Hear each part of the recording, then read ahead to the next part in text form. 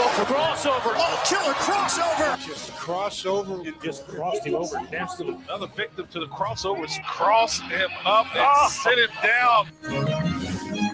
Time for the crossover, powered by Everlevel Concrete Repair in Omaha at everlevelconcrete.com. Matt, and a flustered Josh Hodson. Right. He's flustered. Hi. What's up? How are you? Good. I'm great today. I'm having a great day. One of my favorite weeks. I was reinvigorated today because I found out that ESPN is doing like Sport Jeopardy, and it is now my goal and determination to get on that show. Do you think you would do well? I think I would do great. I think you'd do poorly. So you probably don't remember when Dan Patrick did it. Yeah, he did it. I actually did do it. I watched so those. Now I will be creating a Sports Jeopardy for you two to play. Already ahead of I'm you. not saying that I would do good. I would obviously do poorly. Here are some of the categories I have written today, and some have included. I've written these in the past as well because I was supposed to make a Sport Jeopardy for a friend. I'm supposed to make a Sports Jeopardy show for a friend. I failed to do it, but I went ahead and I did some of them. So here's what we have on the Sports Jeopardy questions that I've made. They're not all done. I have small guards as a category. Football you've done this to us before. It ended up being just a list of your favorite players, basically. Yeah. I have small guards. Yeah. Non-specific.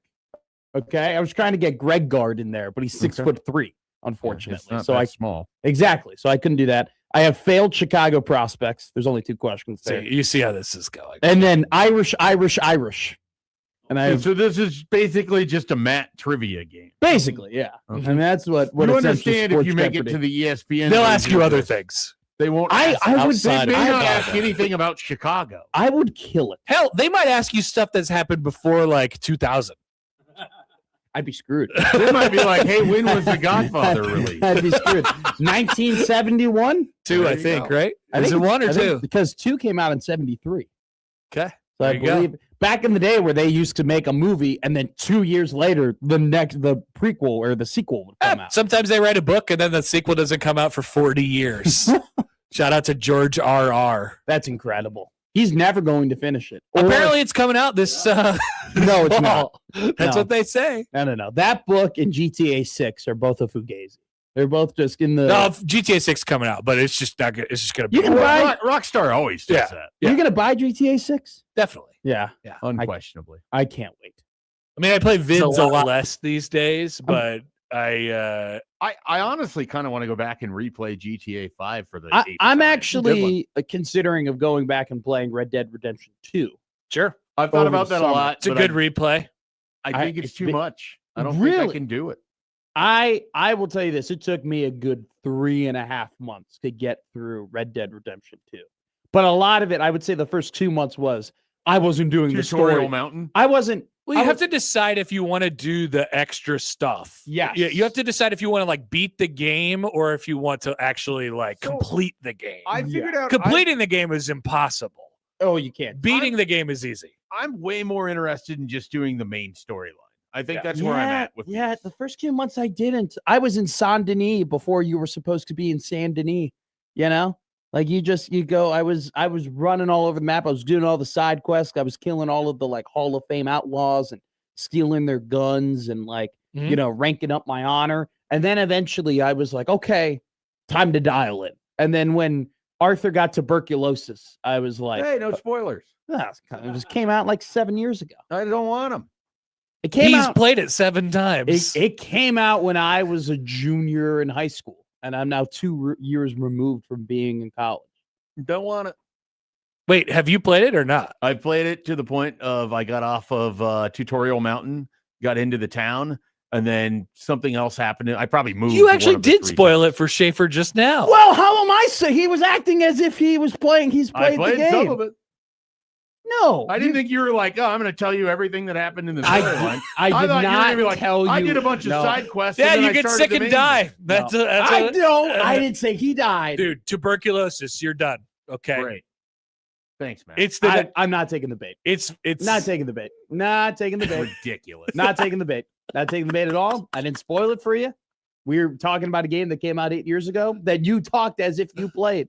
I have played it. I haven't played it to completion. He You wasn't never even- asked. You were what- too busy talking about your side quests. I know it's some great side quests. You should And kill then the you're like, outlaw oh, I'm going to tell you how legends. this ends. Look out for those O'Driscolls. They're slimy sons of guns. Literally. You didn't even make it to, what is it, Loveland or Love or Heart? No, I barely made it into Colorado. the game. And I was as No. fired up for this game's release. Valentine. It's Valentine. You didn't even make it into Nebraska? Valentine. Valentine. We did that. That came out in 18. no. Yeah. Scott Frost, I think it came out after that. Scott Frost, Arthur Morgan. 2018. I feel like it was Red later than that. Dead Redemption 2 release date. Scott Frost is more like Dutch Vanderland, really. When you think about I have a plan, Bill. I just need money. We're going to Tahiti. October That 26, sounds like 2018. Scott Frost. I don't know what the hell any of you are talking about. We have to go to Tahiti. Eventually, they go to a place that They is go to- not Tahiti. No. Okay. But But they do go to they a go place. to a place. Yeah. I've got a plan. Mhm. Who's Scott Frost is Micah? What was his role? Just his sidearm. Micah was a sidearm that eventually, was Jerry corrupt. Lambert. Yeah, very corrupt sidearm. Mm. Like the I sidearm, figured it out. the sidearm that like just ruined everything. Got it. Easy. 2018. That's when it came out. October. Shaver is not happy about this. No, I'm mainly just not happy that I can't remember why I never really played it. The only thing so obviously I thought it was like in a year in which I had to move or some other major life thing. Maybe you were I think I going spent on. most of my time in Omaha. Maybe you're going on 2018. dates. Maybe We did start dating that year. so Yeah. I can blame some of that. I think you But then sacrificed there Red was Dead that whole Redemption cool- 2 for your wife. There was that whole world event in 2020 where I would have had plenty of time to be able to play the game. And I Yeah, never- that never would have been a got great around time to play it. Yeah, but we were too busy playing the college football game back in COVID. in 2020. No. No, We were doing this show. He's saying the old one. old Oh, game. I'm We were sorry, all I'm playing the one that had Denard Robinson on the Okay. front. We were not. Yeah, doing it. some people were. I was. yeah. That's what I was. I was Unsportsmanlike definitely playing a Conduct lot was. of the show in that. I- Yeah, Unsportsmanlike Conduct had their big bracket. I rebuilt the Northwestern Wildcats into one of the superpowers of college football. It was incredible. Mhm. That was back in the day when, the Big Ten champion would play the Pac-12 champion in the Rose Bowl. Oh. God, Better times. when times were great. Do you feel like you used your, like maybe there will be a time where we look back in like 15 or 20 years and we're like, man, that was just a whole year where we couldn't do anything, Yeah. or at least like a few months. There was no work. There was no school. It was. wasn't. There was no cars. There was no driving. You were just sitting there. Yeah. Did you use that time wisely? Yes. Absolutely not. I didn't either. I didn't either. I loved it. It's a great regret. It was. I watched a lot of movies. That's basically the. I took a lot of walks. Yeah. And I drank a lot of beer. Mm. To go beer was a big thing.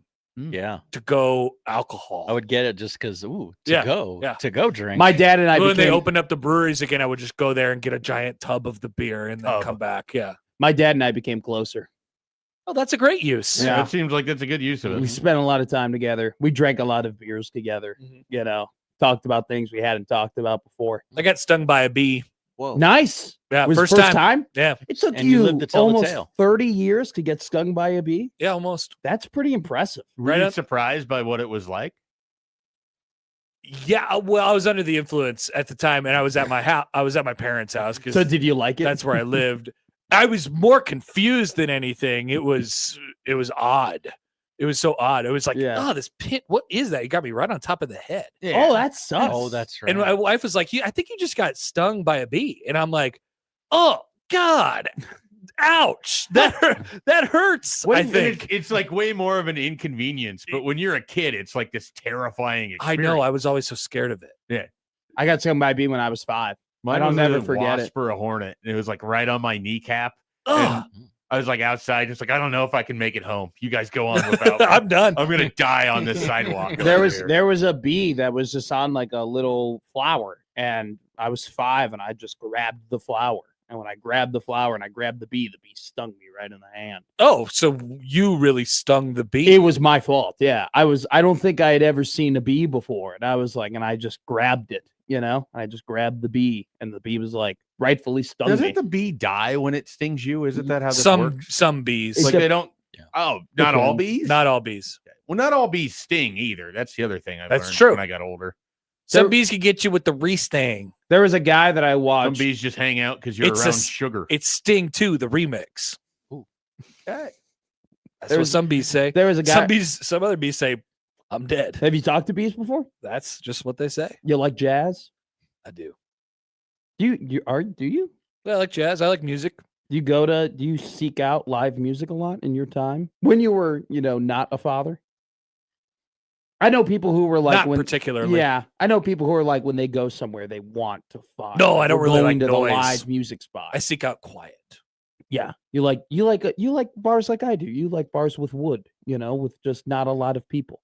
No, but I like See, you like older used things. Yeah, I like sharp edges and marble and stuff like that. I like that stuff. I pick up what you drop. If you could somehow make that quiet. That's why you like Vegas. You like quiet Vegas. I like quiet Vegas. That's What we I'm did. describing is quiet Vegas. Yeah. You want Italian marble. You with- like things that you touch, you could get injured or get a splinter or something like Tetanus. that. Yeah. Yeah. Matt McMaster for tetanus for sure. Yeah. Definitely up there. I like rust. You love rust. I love rust. You are rust. I'm rust. I like copper too. Copper and bronze. Ugh, disgusting. Yeah. I hate when my hands are dirty. You like See, when your hands are dirty? No, I've actually been actively washing my hands more. I've been thinking about it. Like I Everything haven't. in your life, this grand pronouncement. I Yeah. know. It really is. I- I'm making big changes. I am. I'm washing my hands. I've sat down and I'm Why like, haven't you been wow. washing your hands in the previous I 20 years? haven't been washing. I was like, I'll just be like, I haven't You're just washed going my out and hands in giving a germs while. to everybody. Let me just go and wash my hands. I'm like, I haven't done that in enough time. Oh, doesn't it feel great? It feels awesome, and it like smells good, and I feel free, But then on the back end, you're like, I'm going to start ... whatever it is. Yeah. You've fallen in love with, Proclamation. which exactly. is great. I love that. I'll just sit. Like honestly, I'm thinking right now. I think the last time I washed my hands was yesterday. So You have somewhat of an addictive personality, I think. what does but- that mean?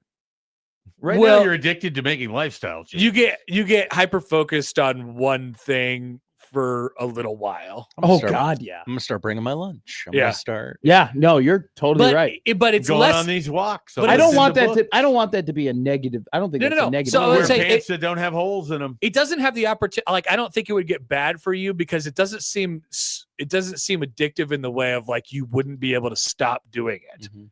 Didn't you talk about how you had to stop going to the casinos? I've stopped doing that. Yeah. See, I think you're capable. I think you would be the kind of guy like if you were smoking and you needed to stop, you would just stop, and it wouldn't be a big deal for you. You would just be able to stop. I've said this before. Like there will come a point where I'm like, all right, I'm kind of done with the drinking thing. I'm kind of done like going out. Like I think there will get to a point where I'm like, I'm done doing this. It'll be in your 30s. Yeah, and I'm like, all right, I've lived a life. Now to live a different life. I think I'll get there. Yeah, I don't think you're like addicted to going out. No, I am. I'm addicted to going out. I Oh. have to go out. All right. I I just think you probably have FOMO. No, like I went out like on my own, like walked around, did things. Okay, what do you came- mean by going out? Yeah, I mean going out to like party. Going to the bars. Yeah, I think every weekend. That's not For that's not crazy. I think every That's- weekend for That's the you're in your 20s. Yeah. I that's think just how every it works. weekend for the last 6 years I have gone out with That's people. College and in your 20s. Yeah, I know. I'm not saying I'm not saying that's bad or I anything. don't pretty think you're normal. I'm saying addicted. I don't think you have a problem, is what I'm saying. Oh, okay. Yeah. That's fine. I don't care. I don't care This whether or sounds not it's a problem or exceedingly not. normal based on life. Yeah, that's fine. I'm But what I mean and why I say that is because what I mean is like addictions, like things that are, I don't know, like smoking. You know, I agree with you. I think you'd be able to start smoking and then say I'm a smoker and smoke for a little while and then just quit. That has happened. All right. That has happened. Already done that. That That is has- when you were going to do the whole show up with all the different cigarettes and Yeah, someone wanted to buy like one. that has occurred. No, but I've had that doesn't phases. count if you're like smoking socially. like, are we no, gonna do no, a no, taste no. tester in the Omaha Baseball Village? What, of cigarettes? Yeah. Yeah, let's do cigarettes. You taste were test. smoking cigarettes? Not cigarettes. Okay, he was a pothead Oh. for a while. Oh. I can neither confirm nor deny any. Matt Pot McPot. boy. And Matt then, you know, McPot. I've gone through phases. Like I went through a tobacco. I went through a Zyn phase, and I went through a phase where it's like I was buying Zins and stuff for a couple of months. And Is I was it more doing of regularly. experimentation, or Yeah, you I would see say. someone else do it and you're like, I No. want to know what that is? No experimentation. Well, the Zins was more of a fit-in thing for sure, A fit in? because there were Trying to fit people. in. Oh, fit in. I was trying to fit in somewhere. Got it. And then after a while, I was like, this is stupid. This is dumb. I'm not big into it. There's been experimentation phases for sure. I've experimented. Well, yeah, You we've know, all been to things. college. Imagine needing to fit in and you buy Zins. Yeah, no, that happened. Your Is it generation washing is the hands screwed up. trying to fit in as well? No, that's just I'm Or a is that just part of disgusting polite human, and society? I'm just Okay. trying to be less and less of a Proclamation, disgusting big human. change. You know? Like there are things that I'm not willing to admit that I did that were just non-cleanly that I'm no longer doing for sure. Don't ask me I how won't. often I No, cleaned my yeah. sheets in college. I don't want It was that not enough. information. You don't have to keep talking. No. You can just Thank you. Yeah. you're like, we don't need to get into We this. don't And need to then get you into just stop and then happy transition. Thanks, Mike. We can move You're on to the next thing.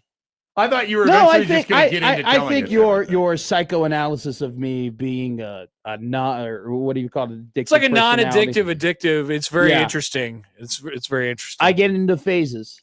Really of shouldn't being even really call this into a something. crossover. Just call it On the Couch with Matt. Yeah. McMurphy. I mean, you guys kind of force it, but I'm totally okay with it. So You Billy love Donovan's talking out in about it. Chicago. I have no problem with it. Yeah, I enjoy it. you tend to just get on the couch, lay down, kick your feet up, and Yeah. then look at us. You'd be the greatest therapist patient on planet Earth.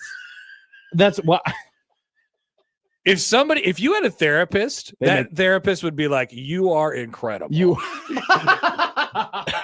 I would think the therapist would be like, Matt, the hour is up. Save some. for I next have week." absolutely no problem opening up Matt McMaster. He is the greatest patient I have.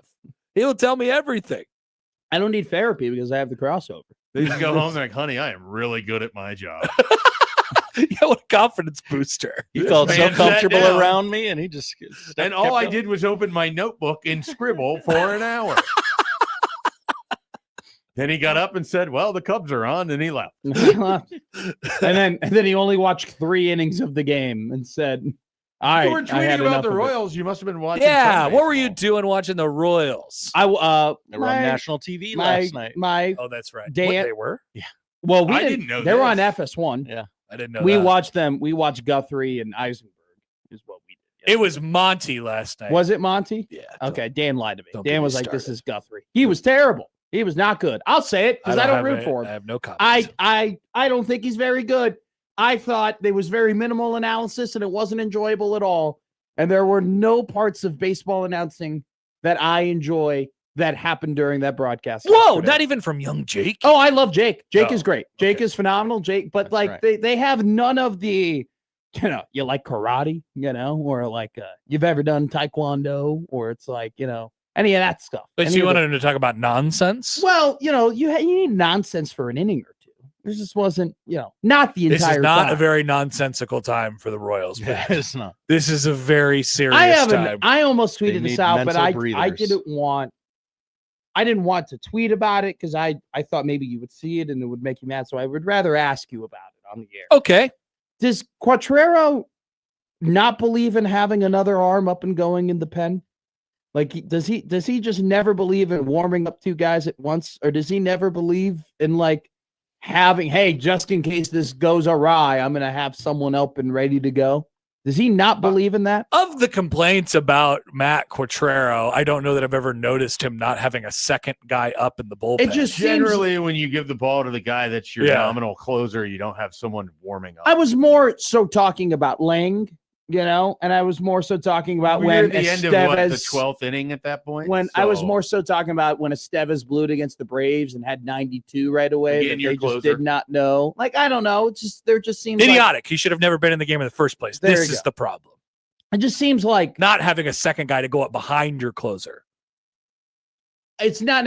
There was also the Noah Cameron in New York. Oh my God, and yes, then he's there made was- some and then awful there was- managerial decisions. And then yes. there was, including last night Reagan's- taking Daniel Lynch out of the game for some godforsaken reason, Yeah. and putting in Schreiber, Who I don't feel John bad for. Schreiber, and then Lang, who gave up the grand slam. I mean, so many different things. Poor Seth Hit, Luke. lineup construction. I mean, there's just a lot. He is throwing random things at a wall right now and hoping something sticks because they are terrible. Couldn't It agree actually more. But I turns don't out know. it's not a wall. I think you do know. I think you know a lot. I think you probably, this is why I bounce my thoughts off of you. But at the same Take time, I'm not like a huge fire people guy. Like whatever, they'll probably figure it out. I used to be a big fire. That was probably an addictive personality trait I had at one point. Wait, you're not a fire guy? You're not That a fire people guy surprises anymore? me. Not anymore. Really? Not as much as I used to be. I used to be like 2 and gone. What do you 2 think and about gone. Billy Donovan stepping away today? Happy. Would you have preferred that he got fired 2 years instead? ago. Okay, so, all right. But that guy had 6 years as the head coach of the Isn't Bulls. that sort of the Bulls' MO? They do everything about 3 years after when they should have. No, not really. Not in terms of coaches. I think they gave Tibbs a good leash. Like they gave Tibbs a lot of Oh, time. I just meant as an organization. Like they don't trade guys when they're at their apex yeah. Oh, value. well, yeah. They That's more of a. they don't systematically move into what they need to do to maximize what they have. That's more of a front office thing. The Sure, the front office well, definitely the front moves office 3 years controls behind. the head coach. But the head coaches always get fired pretty on time. Like I thought Fred, they fired him in time. I thought that was mildly early I think because they had, what was it, the previous year that they had done all that with? I mean, obviously they weren't a great seed. they but had lost. Like they had lost the team. Now, like looking back on it, Fred had to deal with Jimmy Butler, and that's an impossible task to do. That even Eric Spoelstra could only have so much of Jimmy Butler. Thibodeau couldn't even do Butler in Minnesota, and then he was, Philadelphia. I mean, very won. clearly Tibbs could do very few players. I- Everywhere he goes, he gets the same players. and he runs them into the ground and Yes. ruins their career Yeah. because he's actually a They menace. have Tom Thibodeau's players have an incredible 3 years under Yeah. him, and then they don't play for. And then they go back to Tom Thibodeau. Oh, they love it. They go Stockholm Taj, Yes. Taj Gibson. Seriously, That's you- what it is. dude, He you- always has Josh Gibson. always Taj Gibson is always on the Tom Thibodeau team. Yeah. Always. And same thing with Derrick Rose. Derrick Rose is on the Tom Thibodeau's team. Thibs ruined Derrick's career by having Derrick in garbage time minutes that he should not have been in, and played him for so long, and his knees gave out because of the wear and tear he had under him. And yet Derrick wanted to play with him in Minnesota and wanted to play with him in New York. He did. Is Tibbs it's- anywhere now, or is he just done? Yeah. I don't know if he's done, but I don't think he's. I don't. No think he's owner anywhere has now. talked themselves into the 3-year window of we can make the playoffs and Yeah. then watch all our players die. Basically. He is a great guy to hire in that exact scenario, Yeah. though. If If you feel like If we you're just wrote these guys a little harder. if you're on the brink of a championship window, hire Tibbs and you might get something out of it. Ooh, But then get rid of him before he ruins it. Correct. yeah, I actually The Knicks actually were kinda relatively smart. I about kind it. of disagree with that. Like, if you're a 35 win basketball team and you've been a perpetual 35 win basketball team, he's the perfect guy to hire to Tibbs get back you. to Chicago. Dude, there are people on radio stations there who want that to happen, which is The score. Just to get into the Yeah. play-in game. thank you. Thank you. You've seen it. He was here for nearly a decade, and you saw everything you needed to saw. And then he did the exact same things in Minnesota and New York, and nothing ever changed.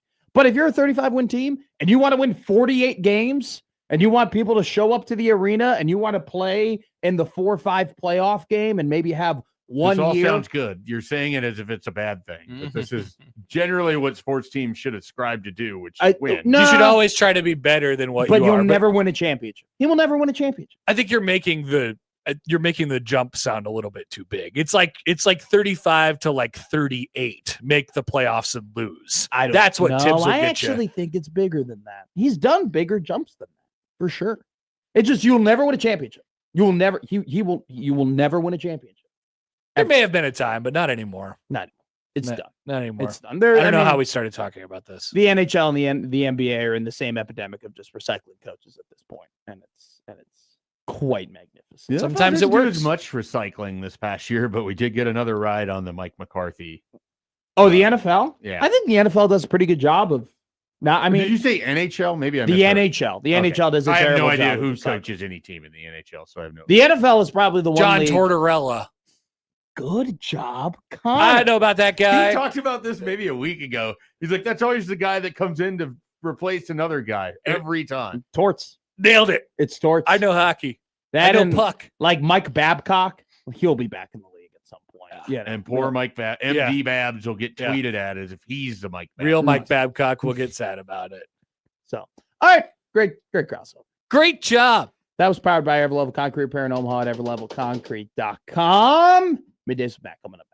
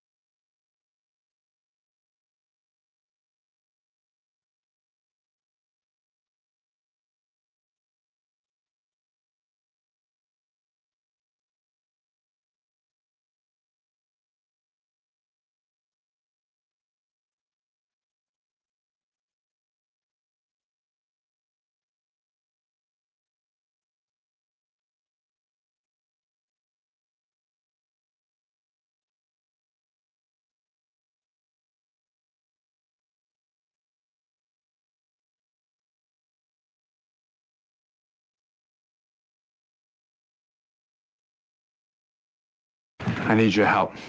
I can't tell you what it is. You can never ask me about it later, and we're gonna hurt some people.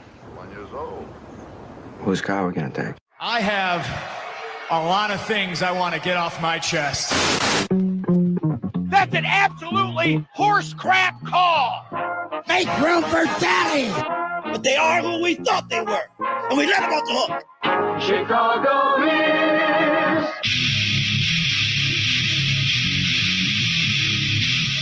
This is Middays with Matt on 1620 The Zone.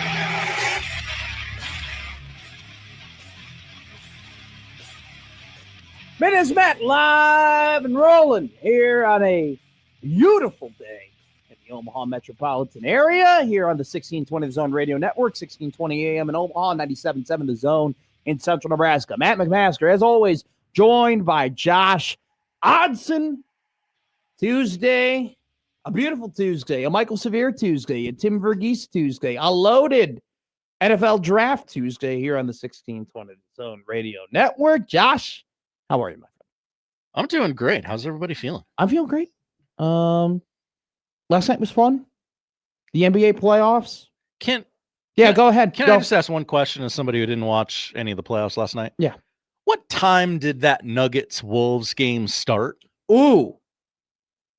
Not as late as the Edmonton-Anaheim game started. I'll say that. Because it ended at 1 a.m. I think it started at around like 9:45. How?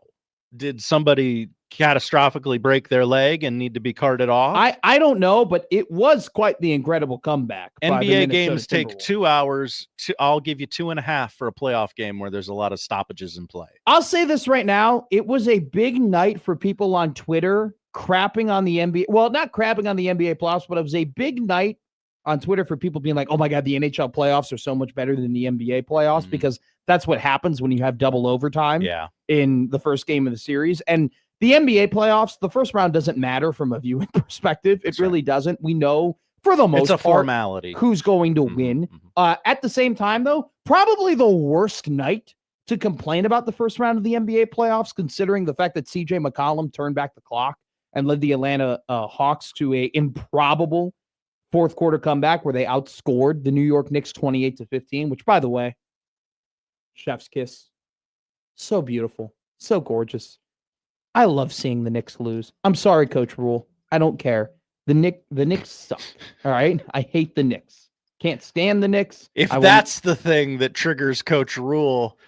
I don't like that Matt McMaster guy. It has nothing to do with his critiques on my ability to recruit or develop players, but everything on the fact that he doesn't like the Knicks. He doesn't like the Knicks. He doesn't need to cover Husker football. I feel like it might be a long fall for Coach Rule if that's the thing he has a problem with on this show. I would love for him to call in right now and be like, New York Matt here. How about that? We interview Matt Rule, but we only talk about New York Knicks basketball. What if we did that? You know, he was on other shows today, so maybe he'd like a chance to talk about other things. What other shows was he on today? What was he on? I didn't see that. People with very close connections to Matt Rule. Okay, fair. Look, people who spend their times in booths doing math. Okay, fair enough. I didn't know that. Good for them. But I would love to talk to Coach Rule about New York Knicks basketball, which lost yesterday 107-106. Carolina Hurricane hockey. The seats were empty in double overtime between the Hurricanes and the Senators. Really? And it seemed like that was more of the story on social media than it was the fact that it was a phenomenal hockey game. Guys, it was 11:45 Eastern Standard Time on a Monday. People have school in the morning. People have work in the morning. I don't really blame people who have young children they took them to a 7:00 game and said, hey, you've seen a lot of hockey tonight. You have school in the morning. We got to get home. Okay. Now, first off, phenomenal game yesterday between the Senators and the Hurricanes. I have a take. He was offsides. All right. Martinook was offsides, and that Hurricane goal should not have counted. They should still be playing. It should not have counted. On the other hand, being able to review offsides is one of the stupidest rules in all of sports. Okay? And I honestly think that the fact that we can now retroactively go back a minute and a half after an offsides happened and reverse any consequential thing that occurred when that offside was not called, okay, is making the referees almost not treat offsides as seriously as they used to. It's almost as if now like the referees are like, oh, that was close. We're just going to let him play it out. No, call it. Do your job. Like, do your job properly.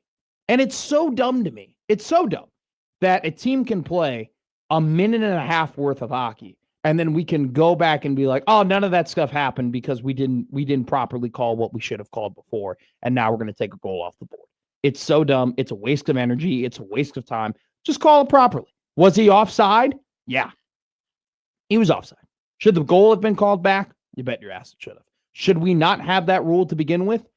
Yeah, we should not have it. It's stupid. But playoff hockey rules, a lot of really good games last night. NBA playoffs, a couple good games yesterday. Minnesota came back. Atlanta came back.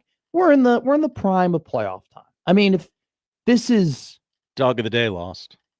Dog of the day did lost. You called me a fool. You said it was a weird pick. You were right. I wasn't completely wrong though. I mean, it was a very good, highly competitive game. You were there in spirit. It was right there. I mean, Minnesota had a lot of chances on the power play, and yet they couldn't come through, especially at the end of the game where having too many men on the ice is one of the biggest sins in hockey. Also, having too many men on the ice is a coach penalty too. Like, you got to have your guys ready to go. You have to have your guys locked in and understanding, hey, we can't make these stupid mental mistakes at the end of the game. But the fact that Dallas gifted Minnesota with a too many men penalty to make it 5-on-4 with 3 minutes left to go. And then Minnesota gifted it to them right back by having a too many men penalty of their own was quite something. For our hockey people in the YouTube chat, okay, that want to discuss this among themselves, this is the final question I'm going to throw out, and kind of the final point I'll have about playoff hockey that had yesterday. Am I crazy in thinking that Minnesota should have pulled their goalie with 3 minutes left to go on the 5-on-4? Am I crazy in I know it's a lot of time left to pull your goalie, but 5-on-4, about 3:30 left to go, I would have pulled the goalie and made it 6-on-4. And said, look, it doesn't, yeah, they might end the game early, and it might be, maybe you'd rather take your chances on having a 5-on-4 than having a 6-on-5. But with how Dallas was possessing the puck in the zone, it seemed like it was going to be a real uphill battle for Minnesota to really get possession in the back of the zone and then pull their goalie to make it a 6-on-5. Should Minnesota have pulled their goalie with 3:30 left to go? That's for my hockey people out there. Discuss amongst yourselves. We will be discussing to you today a lot of interesting topics. It happened. It happened. Mark your bingo card. Scott Frost article came out in the month of April. Brett McMurphy. It seems like this is an annual thing now where McMurphy releases an article about how Nebraska isn't a blue blood anymore. Nebraska sucks and Nebraska's falling off a cliff and everything like that. That just seems like an annual tradition at this point. For Brett, we'll discuss very quickly about it. Very quickly. But he did it again.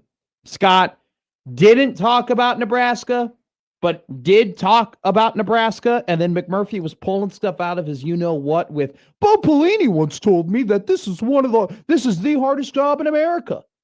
And we're calling the Nebraska job unfixable after Indiana has just won a national championship. Oh, brother. Oh, where art thou?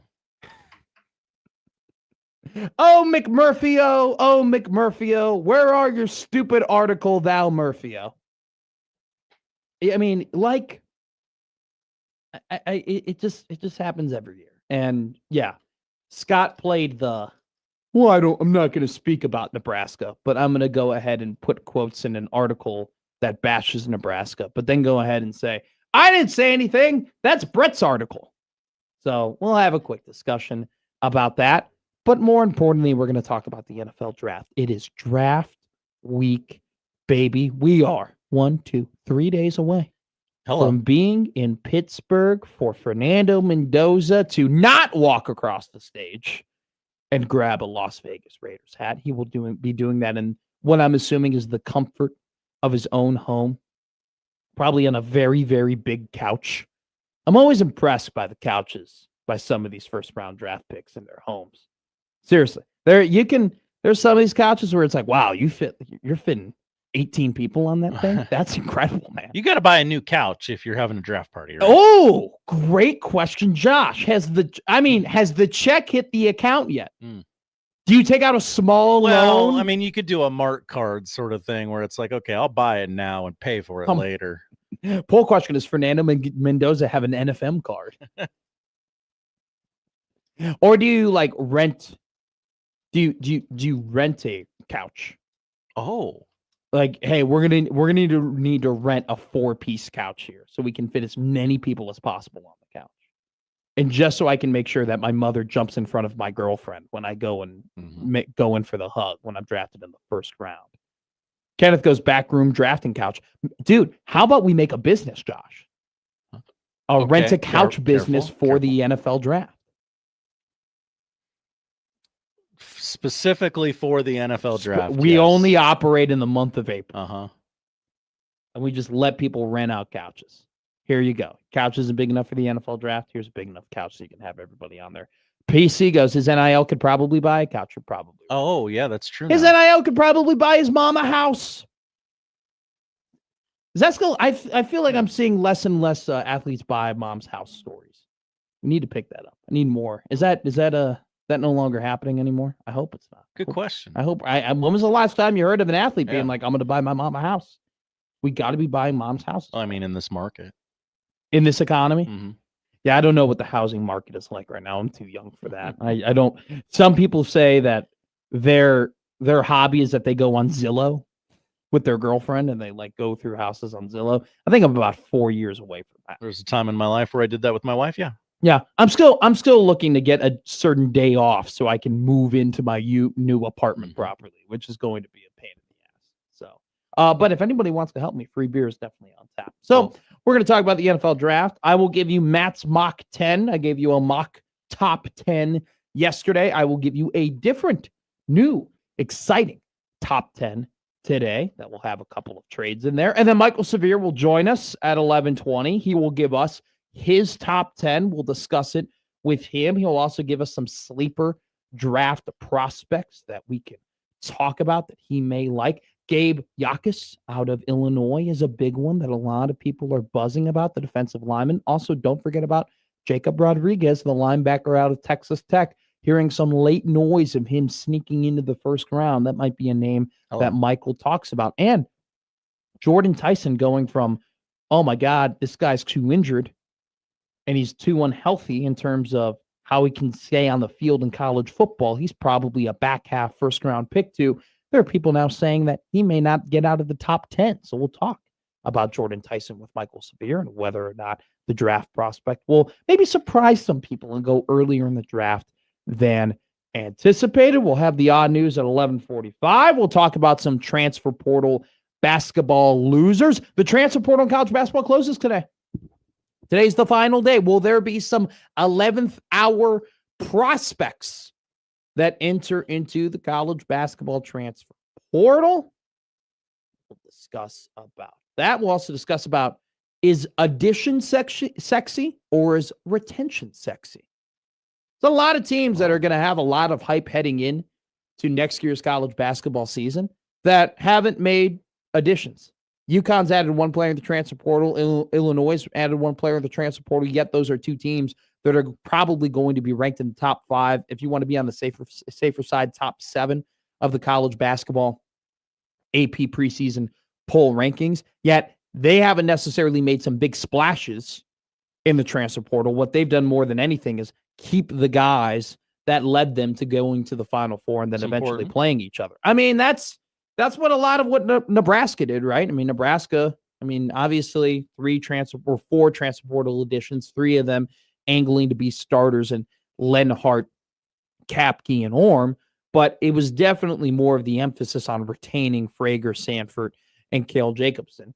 That's kind of the road that UConn went down. That's kind of the road that Illinois went down. Definitely not the road that Kentucky and LSU are currently going down on. LSU has one player on their roster, Mo Diabate, who was from Kentucky last season. So we will talk about that. Does that affect Ahmad Hudson's recruitment? Is Will Wade screwing over Lane Kiffin because he can't get his basketball roster together when it comes to rendering the services of the 5-star tight end out of the state of Louisiana that is going to make his decision in the next couple of weeks? We'll talk about that, along with Ross Dellinger just dropping more. I think he dropped another article today. We'll have to talk about the Nebraska College Sport Commission arbitration case.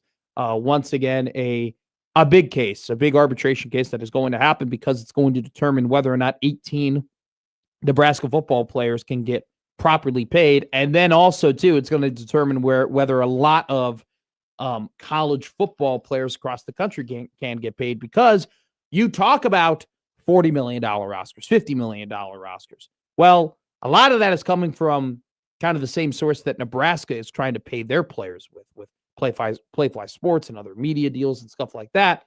It'll be a big deal. Ross Dellinger dropped another article about it earlier this week, so we will discuss about that, because I remember, I think it was a little bit over a year ago when we were discussing the House settlement. You remember that, Josh Johnson? Every other day we were House settlement.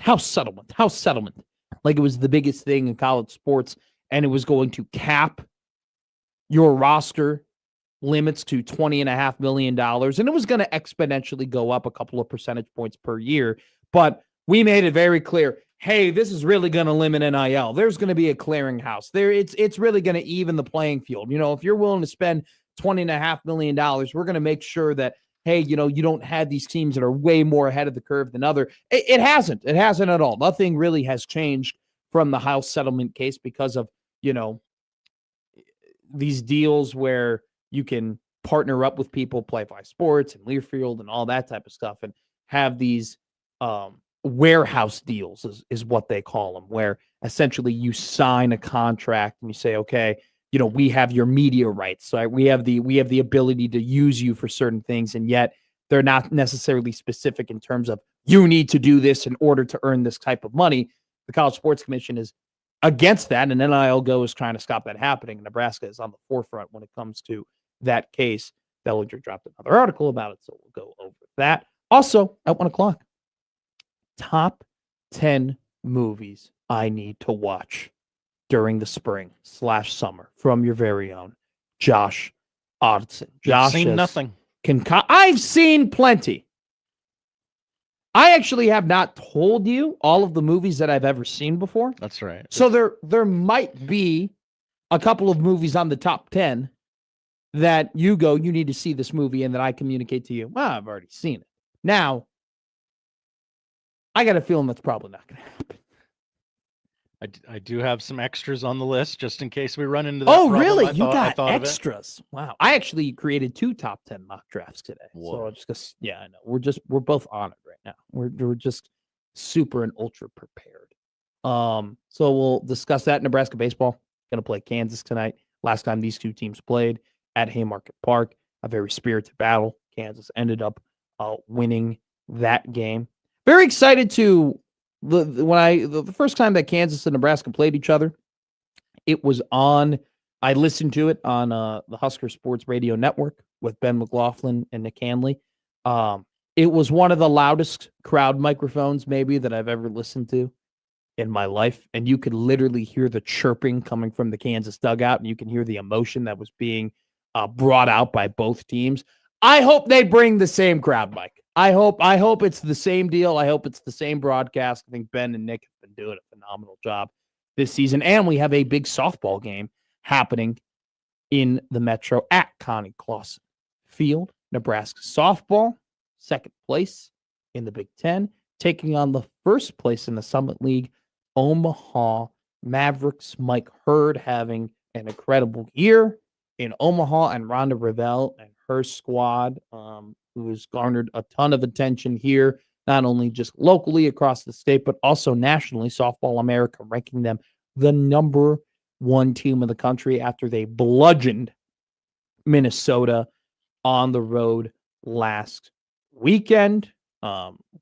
Wasn't really all that competitive between the Gophers and the Huskers. Should be a big one tonight between the Mavericks and the Huskers. You called it appointment television yesterday. I did. Josh Hodson. That's right. I stand by it. I will be there.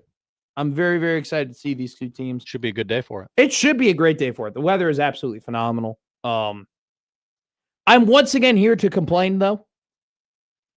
I wish we would get the weekday weather on the weekend. We did get good weather on the weekend, but I feel like the last couple of weeks we've gotten much better weather on the weekdays than we did on Friday, Saturday, and Sunday. And I'm just, not to get over my skis here and not to complain about the phenomenal weather that we are having, but also to just say, if we could flip the days one time, that would be absolutely phenomenal. Because I just can't soak in the weather like on a Tuesday the same way I can soak in the weather on a Saturday. You're so busy. I'm not. Come on. Not that busy. Tried to give you credit. I will never take credit that I can't honestly take. Maybe I should. That should probably be my New Year's resolution. I'm going to take more credit this year. So should be a really fun show. NFL draft stuff. We'll talk about Ahmad Hudson. We'll talk about recruiting. We'll talk about Scott Frost. So excited about it. You sound excited. I'm just sick and tired of it. And it's nothing new either. It's nothing that we haven't done before. Now I will give Scott credit. At least he didn't say, don't take the wrong job. Because that's what he did last year. And that was way worse than this. So we'll talk all about that. I'm going to be honest here. I did not realize this until Connor Happer mentioned it to me. Billy Donovan is no longer the head coach of the Chicago Bulls. That's right. I did not see that happen today. The Wicked Witch of the West is dead. Thank God. Billy Donovan is going to get a job elsewhere. Not at North Carolina. No, or Florida. Which really made a lot of sense. It made no sense at the time. Did it make more sense, though, than Mike Malone being the head coach at North Carolina? That's what I'm saying. I don't think either of that made sense. No, North Carolina really couldn't. Did they do a lot in the last week? No, not really. Yeah. Indiana's doing a lot, though. I got to read this article that I didn't have time to read it, but Louisville has like the @1 basketball transfer portal right now in terms of acquisitions. They're killing it. This was by Pat Ford on Twitter, by Pat Ford by the way, don't forget to get at us at the Liquid Trucking Zone Twitter feed. New story. Louisville is losing money, but sparing no expense to compete in football and basketball while maintaining healthy Olympic sports. From big portal swings to Jeff Brom's contract, the Cards are all in and exploring all revenue options. So the Louisville Cardinals are basically saying, we're bleeding money, but you're going to have a great 4 years. All right? You're going to love the time that we have when we're getting into a lot of debt. And then we'll figure it out when we get there. So very, very interesting stuff going on around college basketball. Teams that you thought would do well in the transfer portal are not. Teams that had $22 million rosters apparently last season aren't able to get top prospects. And there might be some nervousness across some blue chip jobs in college basketball. So we'll discuss all that and more. We have a great show for you today. The Red Hot Chili Peppers are here. Middays with Matt coming up next, talking about Scott Frost and the NFL draft here on the 1620 Zone Radio Network.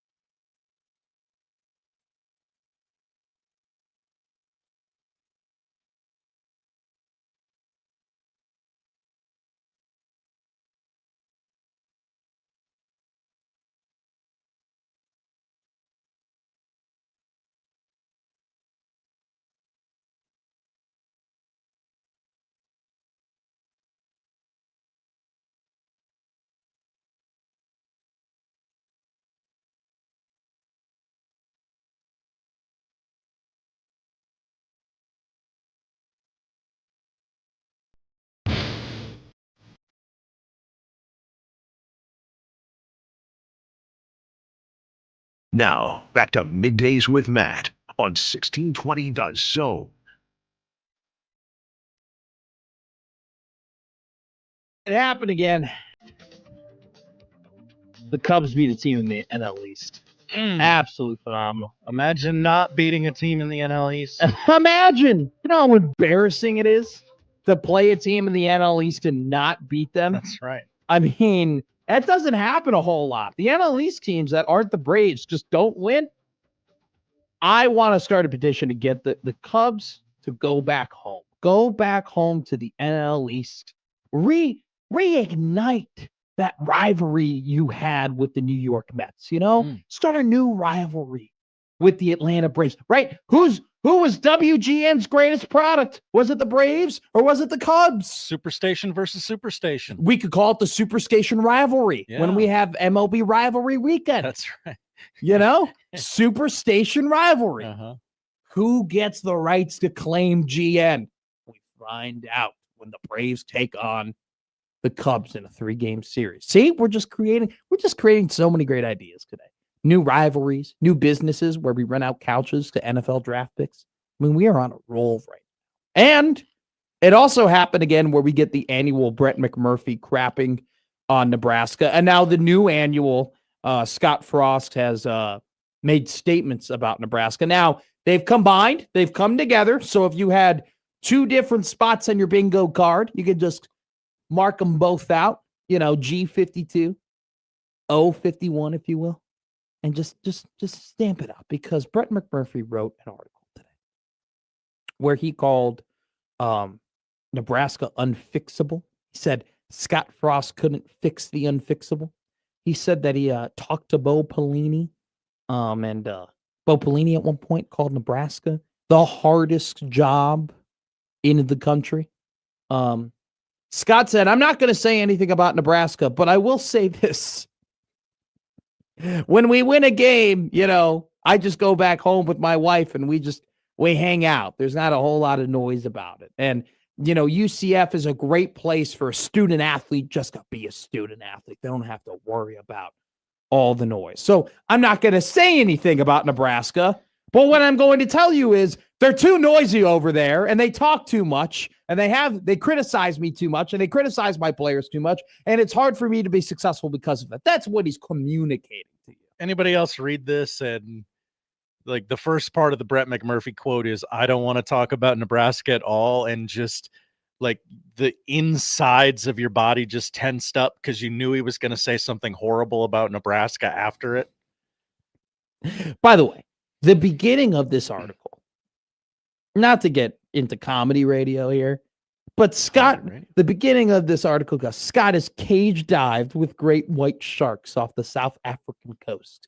He climbed the highest summit in the continental United States and also traversed one of the country's most dangerous mountain ranges. He hiked the Grand Canyon rim to rim and even ran with the bulls off the cobbled streets of Spain. Do you think he said that to Scott and was like, does it all look good?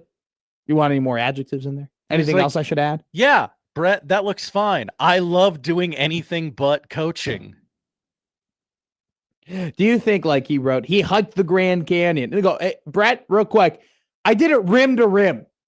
Can we add that in there? I didn't make sure they know I did the whole thing. I did the whole thing. Because a lot of people just hike the Grand Canyon, Brett. I want to make sure everyone knows I did the whole area. They told me not to, and I said, no, I'll do it anyway. 2 points on this article. Here's a quote from McMurphy. Bo Pelini won at least 9 games in all 7 seasons he was at Nebraska from 2008 to 2014. Pelini once told me Nebraska, for various reasons, was, quote unquote, the hardest job in America. Look, let's just be real. Let's call a spade a spade. The Nebraska football job is not an easy job. It is not. There's a lot of interest. There is a lot of care. We've seen, and you know, for how much we criticized the book and how much we made jokes about Bill Moose, the book did have a lot of various examples of what people in and around the program knew deep down, which was there were a lot of cooks in the kitchen, and there were a lot of people who had opinions and a lot of people who wanted to make decisions. And there are a lot of people who made decisions that in some cases were detrimental, not only to just Nebraska football, but to, other various sports across Nebraska athletics. And, it seemed like, especially in that era, and those people are now all gone. And it doesn't seem like it's the case any longer, but it seemed like the athletic department had no they just had no consistency, right? There wasn't a real leader, right? It just wasn't, it wasn't just, it was just all scattered, right? Jim Palan was making decisions and Ronnie was making decisions and, the president was making decisions. And now, it just seems like it's more, who's driving the truck right now, who's flying the plane. And it very much seems like it's Troy Dannon who's doing that. But, it doesn't seem like it was like that at all during the Scott Frost era. And it definitely doesn't seem like, hearing the things that you hear, it was like that during the previous eras of Nebraska football that have led to the lack of success that it's had. And so, yeah, you add that into the heightened expectations that exists with Nebraska football, along with the insane amount of interest that comes with the media coverage, along with fan interest. It can become a lot. It's a very stressful job. When we saw, in the article, it talks about it looked like Scott had aged. To be honest, if you go ahead and you look at what Matt Rule looked like when he first got the job to what Matt Rule looks like now, there are moments where, oh, wow, it looks like the job has taken a toll on him. It's a stressful job. It ages you like the presidency. A little bit. I want to go that far. I don't think having the nuclear codes is the same of having to answer questions about why your team lost to Minnesota. I don't think that's 1 and 1. You can explain one away. You can't with the other. You can. Is it easier to explain why Darius Taylor ran all over you, or easier to explain war? My vote's for war. Talk amongst yourselves. But it's a stressful job. There's a lot of expectations. And also, too, there are teams that have more money than you. There are teams that are in better recruiting hubs than you are. Let's be honest. Nebraska high school football and the surrounding areas have gotten better. There's no doubt about it. You see all the Power 5 prospects that committed from various high schools last year, right? Nebraska high school football has taken a step up in recent years. At the same time, it's not on the same level as it is in the South. It still isn't at the same level as it is in Texas or Florida or Georgia, or, it's not even at the same level as Illinois or Ohio or, even parts of New Jersey. And so it's, there are schools that have more resources and are a better hub for talents. And yet, despite the fact that Nebraska doesn't have that money and Nebraska isn't in those hubs, we still have the expectation for Nebraska football to be competing at a very high level. And so I can see why when you kind of put that stuff together, it creates a more difficult job, maybe. At the same time, you're highly compensated for it, okay? And at the same time, while it's a harder job, there is no excuse to not make a bowl game the entire time that you are the coach of Nebraska football. That's ridiculous. And the fact that Scott Frost has never just showed any amount of humility and has never put a hand up and said, hey,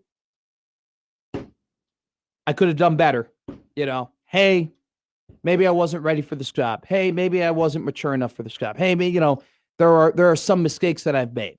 The fact that it's just always been, don't take the wrong job, or, I like it here because people don't talk as much about me or my players after events that happen. I don't think it surprises a lot of people when he says that stuff. And, it kind of is, it is what it is. And so that's all I got to say. Don't really want to talk too much. It's just not worth talking about anymore. It's not worth getting upset about anymore. It's not worth freaking out about anymore because Nebraska football's moved on. And Nebraska football has moved on to a guy who, has Matt Rule gotten the results that you want him to get? No, he is not. He's gone 19-19 and has a sub 500 record in the Big Ten.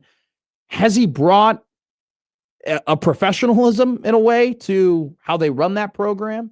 Has he brought hey, this is our structure and this is our culture? And has he gone about things for the most part the correct way? Absolutely. I'll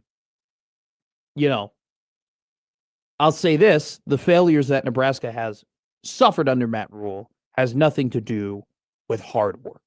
Nothing to do with hard work. They work hard over there.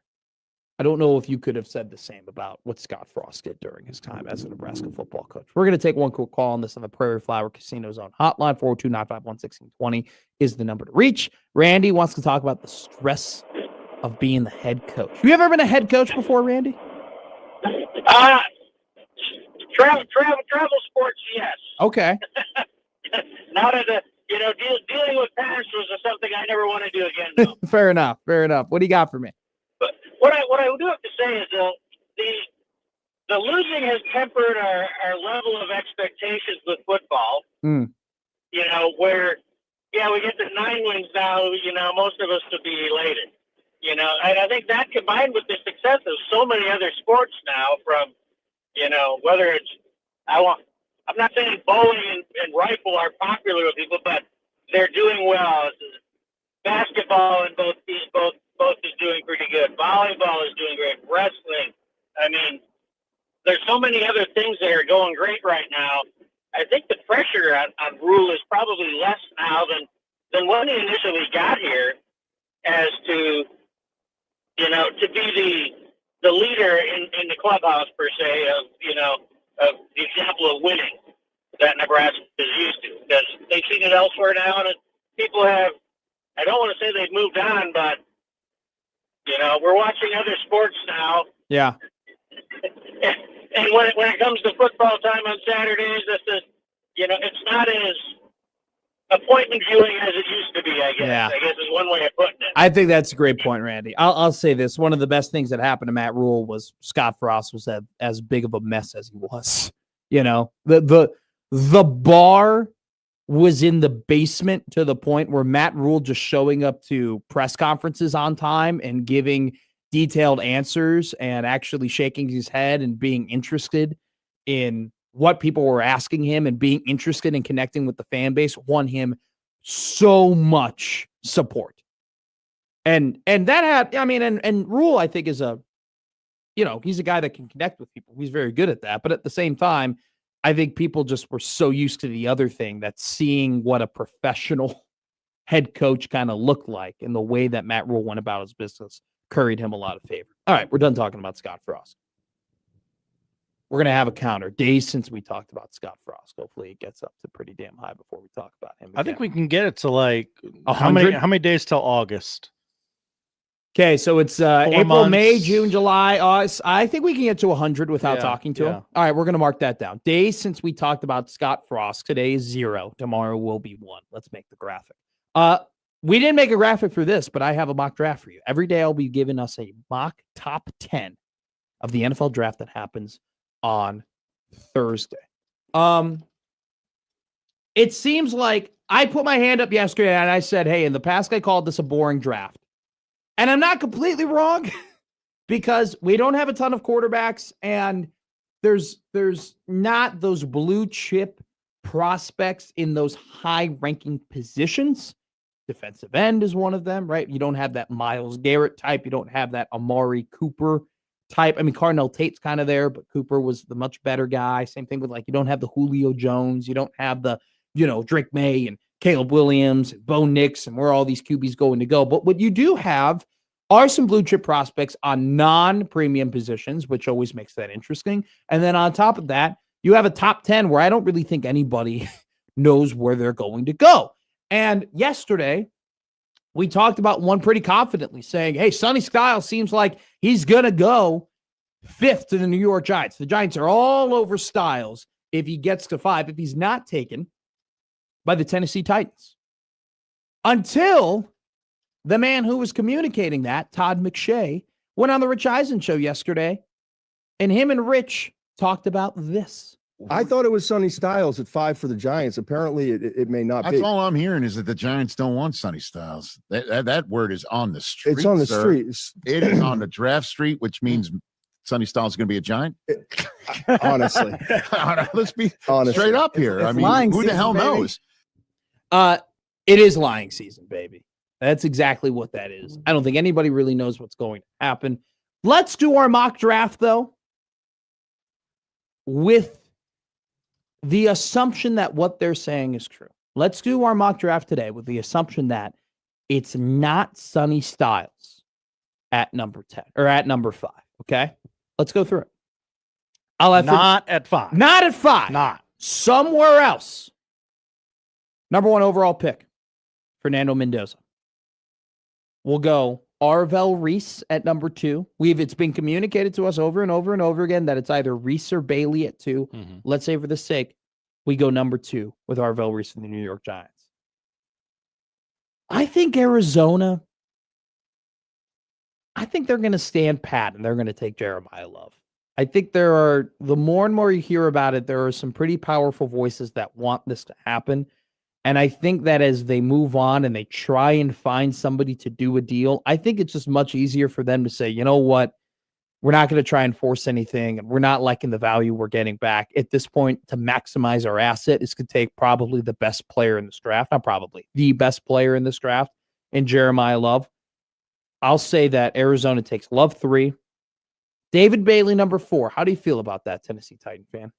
I mean, really, I just feel sad for Jeremiah Love. To have your career ended before it even starts. Do you know who I feel worse for? Tyler Algier signs with Arizona. Yeah, that's right. Leaves Bijan Robinson, the about next that. highest guy who was drafted in the first round before Love in terms of the running back position. Goes to Arizona, says, this is my job. Here I go, baby. Hell yeah. I'm going to finally get a number one. This is my number 1 gig. I'm going to be a highly touted fantasy football running back this season. And Jeremiah Love gets drafted number 3. That's who I would feel bad for. So David Bailey at 4 to Tennessee. I think that John Harbaugh has created his teams pretty similarly throughout the years. I think you're going to see a pattern here with what his first two picks are as the head coach of the New York Giants. I have them taking the offensive tackle, Francis Maui-Noah, number 5. If that information that they don't want Sonny Styles is right. So Maui Noah at 5, the offensive tackle. Number 1 consensus at this point, number 1 offensive tackle on the board. I don't have him as the number 1 offensive tackle on the board. I actually have Spencer Fanu as the number 1 offensive lineman in the draft. I think he's as good as a sure thing. Everybody's freaked out about his arms. Look, offensive line play in the NFL has not been to the standard, to what we're used to. And I think you're going to see that in this draft because there will be 7 offensive linemen. At least 7 offensive linemen taken in the first round of this draft. I think if you can get a sure thing, I don't give a damn if he's playing at guard or playing at tackle. So that's what I put Fanu over Maui Noah, but I think consensus Maui Noah over Fanu is kind of what we've been seeing in and around the media. So I think he goes number 5 to New York. Trade.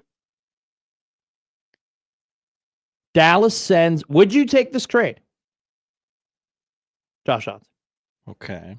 Dallas sends the 12th overall pick and the 20th overall pick to Cleveland for the 6th overall pick and a 3rd round pick in 2026. Would you take that deal if you're Cleveland?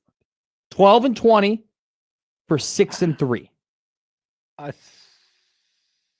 think I would. You would take it? Okay. I think I would. We're going to do the deal. Dallas trades up to 6. They get Sonny Styles on the green dot. The New York Giants pass up and allow their NFC East rivals to go ahead and take the off-ball linebacker out of Ohio State. So Dallas gets a much-needed guy on their defense. 6 for Sonny Styles. 7, I'm going to go here and say a lot of people would put Carnell Tate in this spot at 7 to the Commanders. I'm going to say they take Ruben Bain. They're still in need for Washington at that defensive end spot. Bain is a blue-chip prospect. I'm not too enamored by his measurables at the draft, but if you watch the tape, what Bain has that Bailey doesn't, David Bailey, the other defensive end who's being taken 4th overall here out of Texas Tech, what Bain has is he's so good against the run. I mean, he especially in the college football playoff, man, he was blowing up runs left and right. I think the more complete defensive end compared to Bailey, but I think Bailey definitely more likely to be the double-digit sack guy, which is what we're always, enamored about in the NFL. But I think Bain goes to 7 to Washington. I have another trade. Whoa, what trade has come in? Number 8. The New Orleans, and I'm glad Michael Severe can hear this because he's just joined it. We're going to get him to the next segment. I have no idea what New Orleans is going to do. I don't think anybody really knows what New Orleans is going to do. They're a team that people have mocked to trade out. They're a team that people have mocked to trade up that I've seen. I mean, this is a team with multiple needs. I think they trade out. I think they get more picks. The LA Rams are just sitting there at 13. And they're a team that is complete. They're awesome. They have a need at wide receiver, but this is more of a luxury pick than anything at 13. I say the Rams trade up in this mock draft to New Orleans. They give New Orleans a 13 overall, a second rounder this year, and a fourth rounder next year for number 8.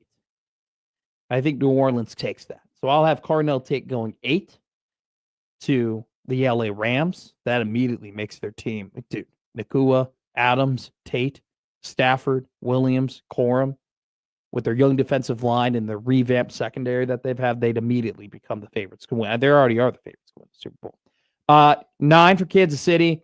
I think Andy Reid is hell-bent on making sure that this offensive line is safe, that this offensive line is sturdy, that this offensive line is what it used to be, because we talked about it yesterday.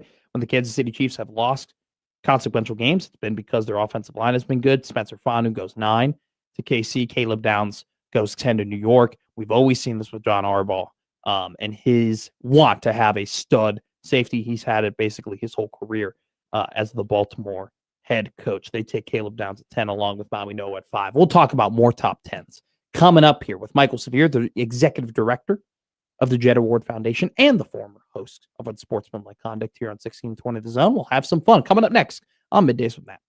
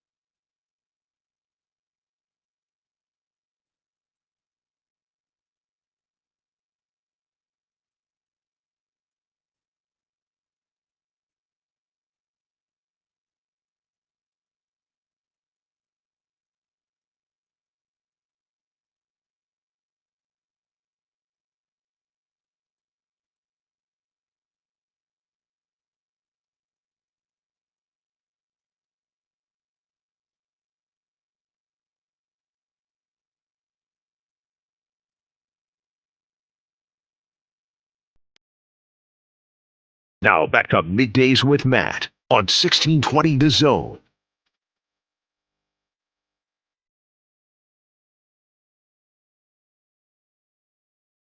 It is Matt here on the 1620 Zone Radio Network, bringing in the executive director of the Jet Award Foundation and NFL draft expert. I'll just coin you that. You don't have to discuss on whether or not it's true.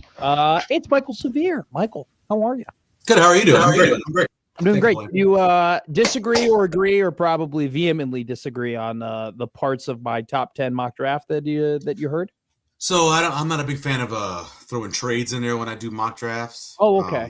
So I'm not a big fan of that, mainly because I believe, and I think history has shown us that if there are a lot of trades, it's because they're quarterbacks that are available in the first round. Yeah. And if somebody moves, only a few really ignorant, stupid teams have moved picks to make big moves in terms of trades for non-quarterbacks. And I will include the Saints doing that twice with poor results. So I will say normally it's just about quarterbacks moving up. I mean, the Eagles moving up for Jalen Carter worked out. I mean, the Texans moving up for Will Anderson Jr. Yeah, after already taking a quarterback. Yeah, but we're just more so talking. I'm just more so talking about moving up to take position players. Right. There are examples of that working out for you. I mean, but you definitely can flip it and be like, well, Dallas moved back and they still ended up getting what's his name?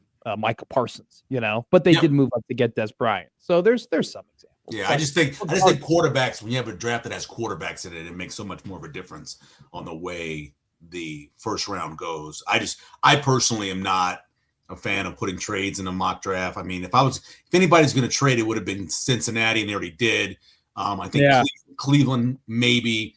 If the Saints or Chiefs didn't go out and get running backs, that was a possibility for Love.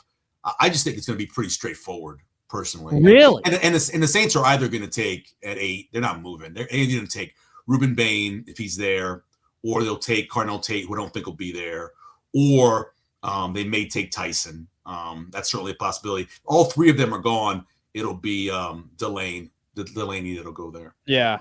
So you don't do you not expect there to be a trade in the top 10 then?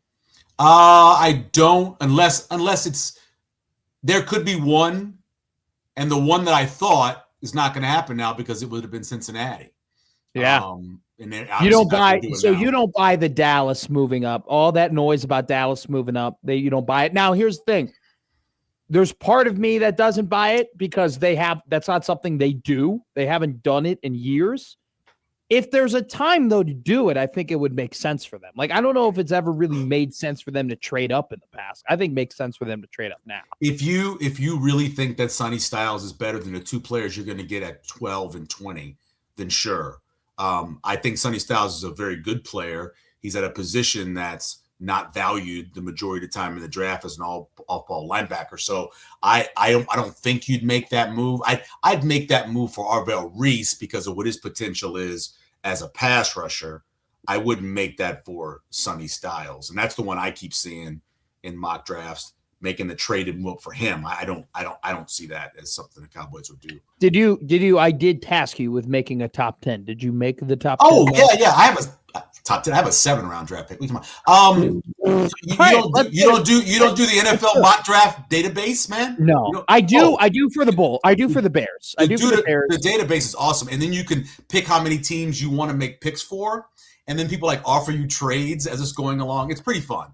I've done it before with the Bears. I don't do it as often as you do. I saw you did one for the Jets for Mike Sauter. Yeah, messing around with one for the Jets. I did one for the Saints, obviously, where I took Bain at 8. And then I did a regular top 10. All right, let's go through because if you have a 7-round mock draft, I have some multiple questions for you. So let's do your top 10 first. What is your top 10 mock draft? Well, obviously Mendoza, right? Yeah. I mean, if you don't take Mendoza, if you don't put him in your top 10, you're not trying to win a contest. I think Reese goes 2. I know you see a lot of people talking about Bailey. I think the odds are on the side of it being Reese, and I just think he's the much better player. Arizona's got so many decisions there. Talking about a team that would probably like to trade out. I just don't think there's enough people that want to trade up there because again, there's no quarterback for them to go up and get. And so I think they go offensive line and they take Manoa. I just think that they take him and they roll on with that, take the best offensive tackle. Yeah. And then Tennessee, as much as I think they have more needs than Jeremiah Love, I think they also, like everybody else, buy in that there's only a handful of blue chip guys in this draft, and he's one of them. So I had Tennessee taking him 4. Then 5, Sonny Styles just sits where he is and goes to the Giants. I think that spot was the spot I think somebody would have tried to move up to the Giants. Yeah. And if Love falls, but I see a lot of people take that the Giants taking Love, and again, I agree that he's a blue chip player.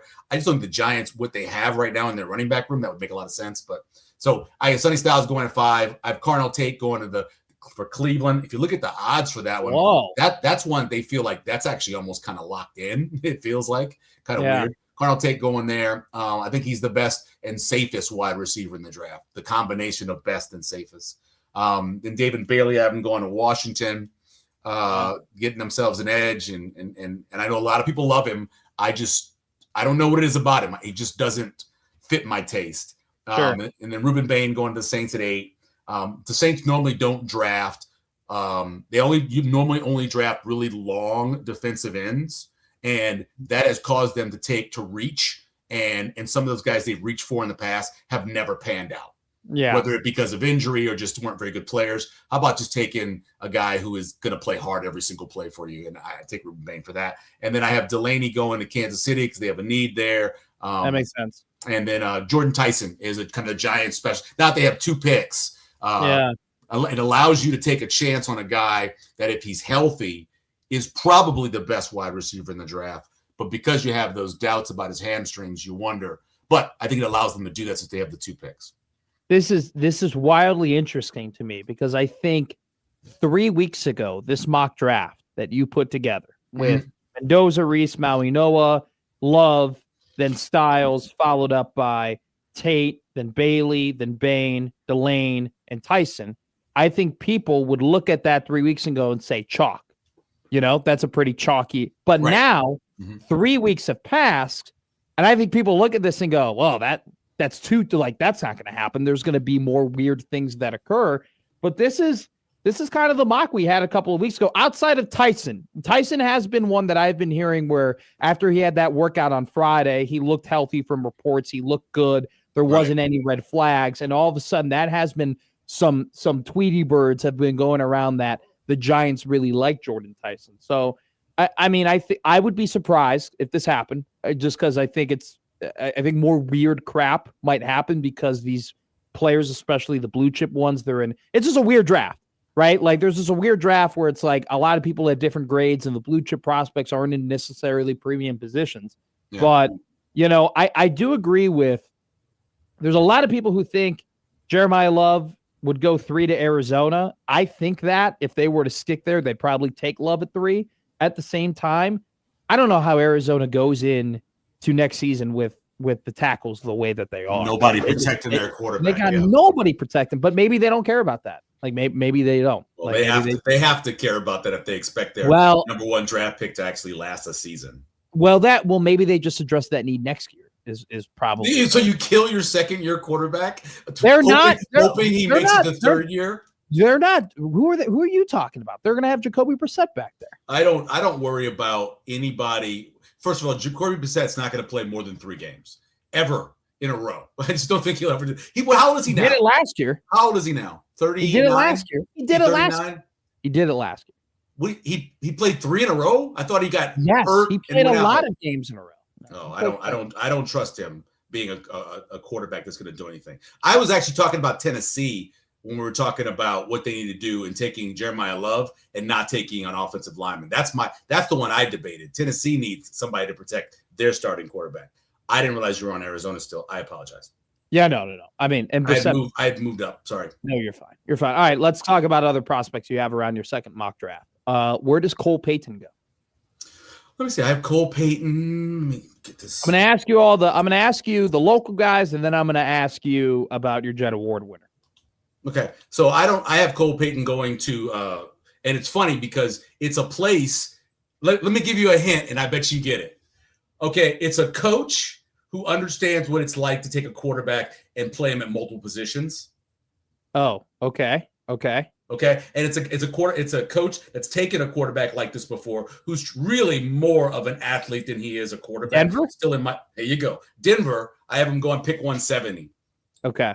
Yeah. So Sean Payton, by the way, and you're referring to Sean Payton drafting Taysom Hill and using him at a bunch of different positions. And believe it or not, he took other quarterbacks that didn't work out and with the same concept too. So he did that throughout his career at the Saints. He took some guys in the 6th and 7th round who you're like, well, those guys aren't going to be quarterbacks, and he tried to make them in other things as well. If the old man was still around, Payton would be a New England Patriot. You'd be, because Belichick did that. Well, the guy they would have, without a doubt, if he was still around, is the running back Heidenreich or whatever out of Navy. That guy would be playing for the Patriots. There's no. Okay, how about where do you got Emma Johnson going? I have going to the Jets actually. Oh, you Jets, yeah. At 140? That's in the Jets one. It's at 140. Yeah. That's kind of late, no? Yeah. Well, I don't believe that he is I think he's the 5th best running back. Okay, I have him 4. Who do you have Singleton above him? No. I go Price second. I got Washington third. And then I personally, this is a personal one for me. I like Jonah Coleman. I know some people don't. I'm telling you, this is a guy who doesn't test great, who's going to play in the league for a long time. People are like, I wonder why he dropped to where he was. Oh, because you were worried about what his 40 was or what this was, and so I don't buy that personally. But yeah, I got him going to the Jets at pick 140. Do you have Singleton or Wright being selected? Wright I don't have Wright selected. Okay. And I don't have Singleton either. I have just Emmett Johnson going. So only one Husker gets drafted. Yeah, which is better than in a couple of years ago where they had nobody. Okay. So, but I have the Saints taking players. This always happens for me. I have the Saints taking players I like, right? That's how it works, right? So Bain, I have Price going to them in the 2nd round at running back, right? As I think he's more than just a running back. I got Ted Hurst, who the big, tall, long, Georgia State, Valdosta State. Harold Perkins as this Joker kind of guy. They'll figure out a way to play him, even though what happened at LSU wasn't great. Sam Roush, big old tight end, love him, can block. You love Roush. I love Roush. I love him. Talked about him over and over. I know. And then I need a guy who is just. I'm surprised you didn't have him taking Keenholz. I thought you'd have him taking Keenholz, the tight end out of Ohio State. That's funny because guys I like, Aiden Fisher, I have him going next, the linebacker out of Indiana, because they needed a linebacker, but another guy that I like, the names that I throw out there a lot. And then another guy that that I know, the Godfather, I have him going at pick 172, Dante Corleone, because I scouted so much of him. And then the last one is a kind of a homer pick. I went to Sam Houston State, but I know a lot of guys that went to Stephen F. I used to hang out there a lot. That's a very good party town. Charles Demings, who is a cornerback. They need a cornerback. Okay. And so it's the 7th round, You haven't taken the nose tackle out of Cincinnati. That is so funny. Dante Corleone, the Godfather, baby. Because of guys that I've scouted, the guys I like. Yeah, I know. Well, you're the one who told us all about him in Cincinnati week. You're like, they got this fat guy. Yeah, I mean, hell, he is a guy that's going to make sure that on 1st and 2nd down that it's hard to run. Well, I want the Bears to take Caden McDonald for that. Okay. I want, because the Bears traditionally in the first round at 25. The Bears traditionally have always been at their best when they have a dude, especially at 1 or at the 0 at nose tackle, wherever they put him, that just eats up space. So you think he's the best out of the 3 guys that could go at defensive tackle? I don't want Peter Woods. I don't want Peter Woods. I would take Lee Hunter in the 2nd round if he were to be there. If they were to take, the next guy would be Christian Miller. Yeah, I wouldn't take him. Great run stopper. Probably out of all these guys, he's the best run stopper out of the top 5 defensive tackles. I would take McDonald. McDonald had the highest because he went to Ohio State. Because he went to Ohio State. Yeah, and he played well. Yeah, I mean, I've watched him play, and he just eats up a ton of space. The best potential is Peter Woods, though, in terms of athleticism. I don't think they don't need potential. They need guys who you can just plug and play right now. I'm not the Bears are not. And you're sure that Caden McDonald's a plug and play guy? Yes, I'm sure he's a plug. Okay, right. Absolutely. Well, he's young. You don't know what he is yet. So I would take him. Okay, that's cool. Where does Weegen go? Oh, I don't remember what that. Let me see. He is at pick. He's 7th round, Pick 213. Denver? 213. Where'd it go?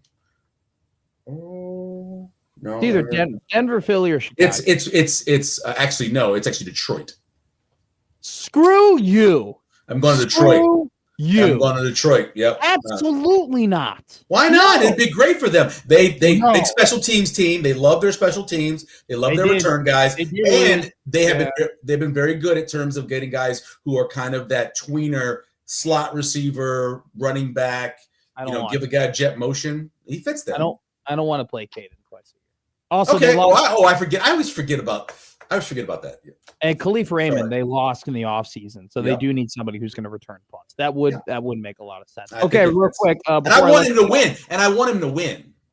Well, he's not going to win. He's in the, he won't win. I mean, he will never. You want him to win, and you're going to put him on Detroit? Win games. That's funny. Who's won more games over the last 3 years? How many teams have won more games than Detroit in the last 3 years? They're a bunch of 4 losers. Years. You should know. You can call them whatever you want. You can call them whatever you want. They will never win. You're gonna have a team that's not even in the state that your team is supposed to be in. They will never win anything. You're gonna be in a state. Where the game, or they want a playoff game. At least they're playing in Michigan. Where are you gonna be playing your games? All right, let's make a lunch bet.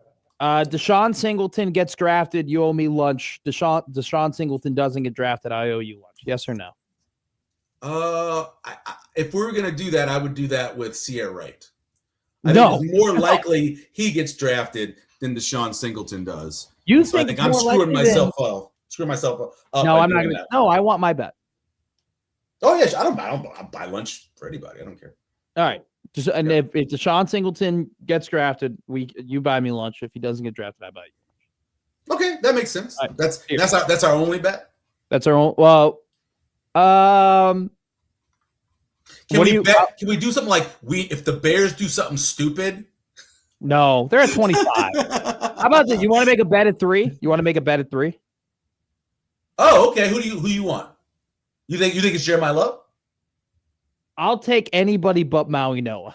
I'll take the field. You take the field? That doesn't sound very fair to me. You want odds? It doesn't sound fair to me at all. Odds for lunch with like multiple lunches? All right, how about this? I'll bet that they'll trade, and you bet that they stick and pick. Oh, okay, sure. Yeah, I'll do that. I'll bet that. And then we won't do lunch. How about what is something else we could do other than lunch? I could just come and watch you be a poor bowler. That would be funny. I'll buy you. You know what? Yeah. I'll buy you a dessert. Okay. You know how mean I am? I'm looking at who I gave to the Bears. I gave him a player I don't like. Who do you? Zion Young. I wouldn't mind that. I wouldn't mind. It's the off-field stuff. It's the off-field stuff. I would not take a guy who's got multiple examples of being immature. I would not. I would prefer the what is it? Nikhil Emmanuel Warren, the safety. Oh yeah, sure. I wouldn't mind that. Where do you want him to play though? Because he is not a nickel. No, he is not a great coverage guy. He is really in the box safety who doesn't go backwards very well. Probably strong then. So that's something probably you can get. You can find those Kobe. Guys. You're taking him in the first round. Put Kobe at I mean, if you're not McDonald, then I would take Warren. Okay. And you put Kobe at free, and you put Warren at strong. I think you get Zion Young, or you get Caleb Banks out of Florida. That's what I'm thinking. That's what I'm taking. One of those two. I'll take Banks over Young. Yeah, another great athlete. But I would take McDonald, and then I guess my prayer to God would be somehow Carolina or Minnesota don't take Tiedemann. But see, I got McDonald going all the way down to this. See, I think he's falling, and those other guys are rising. I'm just going off of who I want. I'm not. I know. I'm just saying that's why maybe you can get him in the second round. Maybe, but their second round pick isn't until later. It's not till like 40. Yeah, I have McDonald going 46 to the Bucks. So he's their kind of player. He's their kind of player. All right, we got to go. I appreciate it. It's over? That was fast. No, it wasn't. It was 20 minutes. Oh, really? I'm sorry. We have to do the odd news in 4 minutes now because Josh, Josh, I apologize. I don't believe I did. I do a comp for you? I don't think I did a comp for you. I apologize. No, we don't have enough. We don't have enough time. Well, hold on. If it's a good comp, I could do it on Twitter. I don't have to do it here. I was trying to remember. I did a lot of comps. I couldn't remember if I did one for him or not. His comp would be a coach. No. His cop would be somebody that would have to deal with a young guy who talks too much, who always gets in the way of odd news. Is there a cop Michael for that? Severe, the one who's getting in the way of the odd news with talking too much here on Middays with Matt on the 1620 Zone Radio Network.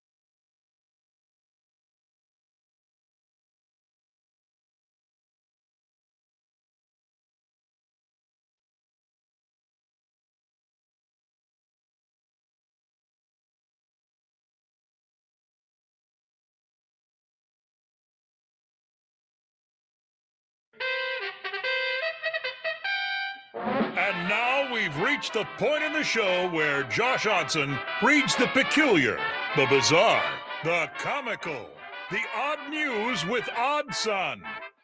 Odd news, Odd Son. See what we did there? The odd news with Odson. Josh Odson, give us a good one. Good one, odd news. Okay, we go to America's roadways. Okay. Where? Which roadway specifically? California. Oh, the 101? This is good. This is happening all over the state of California. Oh, okay, great. Apparently. Okay. It's CHP, California Highway Patrol, warning truckers against distracted driving after a recent incident involving a driver playing a popular science fiction show on a mobile device while behind the wheel. On April 15th, troopers located in Fairfield, California, took to social media to chastise a truck driver who was caught watching an episode of Star Trek Deep Space Nine on a mobile device on the dash, boldly going where no driver should go, especially a commercial driver. During a recent inspection, a driver who was operating a truck and pulling two trailers was observed with a cell phone displaying a TV show in front of his view. The post on social media, pretty crystal clear. That's Star Trek on the guy's phone on the dash. Don't do that, America's truckers. Well, there you go. Like, number one, it goes without saying. But if you're going to do it, can you pick a better show than the crappy Star Trek? That comes out? Like, can you, like, if he was watching The Wire, or if he was watching Mad Men, or if he was watching Sopranos, you would say, can I blame the guy? He couldn't put it down, officer. I can look at officer between me and you. Tony Sisker just killed her husband. What was I supposed to do? Drive normally? Right? Don Draper just screwed this firm. What was I supposed to do? Put my turn signal on? These are shows you know events that happened in these shows. Between me and you, officer, Walter White almost just got arrested with Jesse in the trailer. All right. Come on. This is captivating. This is incredible. So what? No ZD? Come on. Not in the face, Tony. Not in the face. I just hate to go back to. I does know we're not doing this. But you quote them so well. You have such context for having never seen the show. Not in the face. Okay? Not in the face. God forbid. God forbid. Don't talk like that. Don't talk like that. All right. Oh, that's Christopher's best. Oh, when he lets the guy cut him at the bagel shop. He goes, oh, Christopher, Josh Odson. Coming up next, we talk about the mob, also known as the college basketball transfer portal, which is closing today. Here on the 1620 Zone Radio Network.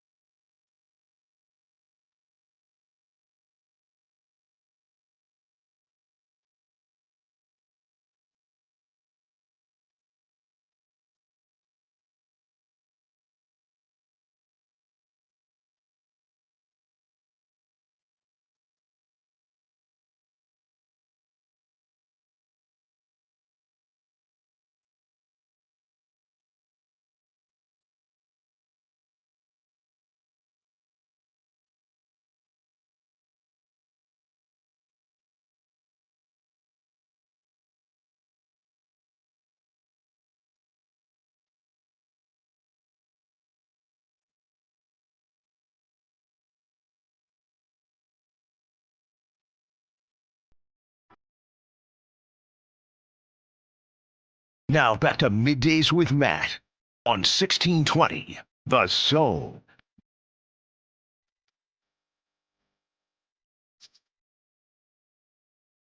He has spoken. Shots. Scott Frost? No, he didn't. He didn't say a word about Nebraska. Nobody put it out there that Scott said anything about Nebraska. He only was quoted in an article that actively bashed Nebraska and defended him in a way, calling the job unfixable. Brett. Dude, we're in an era where Indiana football won a national championship and we're deeming things unfixable. I'm not acting as if Nebraska was this perfect system with all the best leaders and everything was compartmentalized and it was all, a tip-top shape and ready to win when Scott came in. No, the program had issues, had its problems. But there's no such thing as unfixable, okay? And there's not a whole lot that Scott Frost did to make it more fixable, if we're being honest. So get out of here with that, it being unfixable. And get out of here with just never, ever taking any sort of responsibility. No, he who has spoken is Mike Vrabel, the New England Patriots head coach, heralded as one of the better coaches in all of football. I was called a madman last year when I said that I thought he was a top 3 coach in the NFL before he made it to the Super Bowl with the New England Patriots. He's probably around there in a lot of people's power rankings. Who would you say? Who would you put as the number 1 coach in the league? Wow. Josh Hodgson? I think this is a great thought exercise for what people value. I have mine. I think mine's pretty good. I guess I'm going to go Andy Reid. Ooh! I would go McShay. McVay. God. If Todd McShay wanted to be a coach, he'd be number 1 in the league. I would go McVay. Sean McVay. Yeah. By the way, to clarify. Oh, yeah. There's another one, isn't there? Yeah.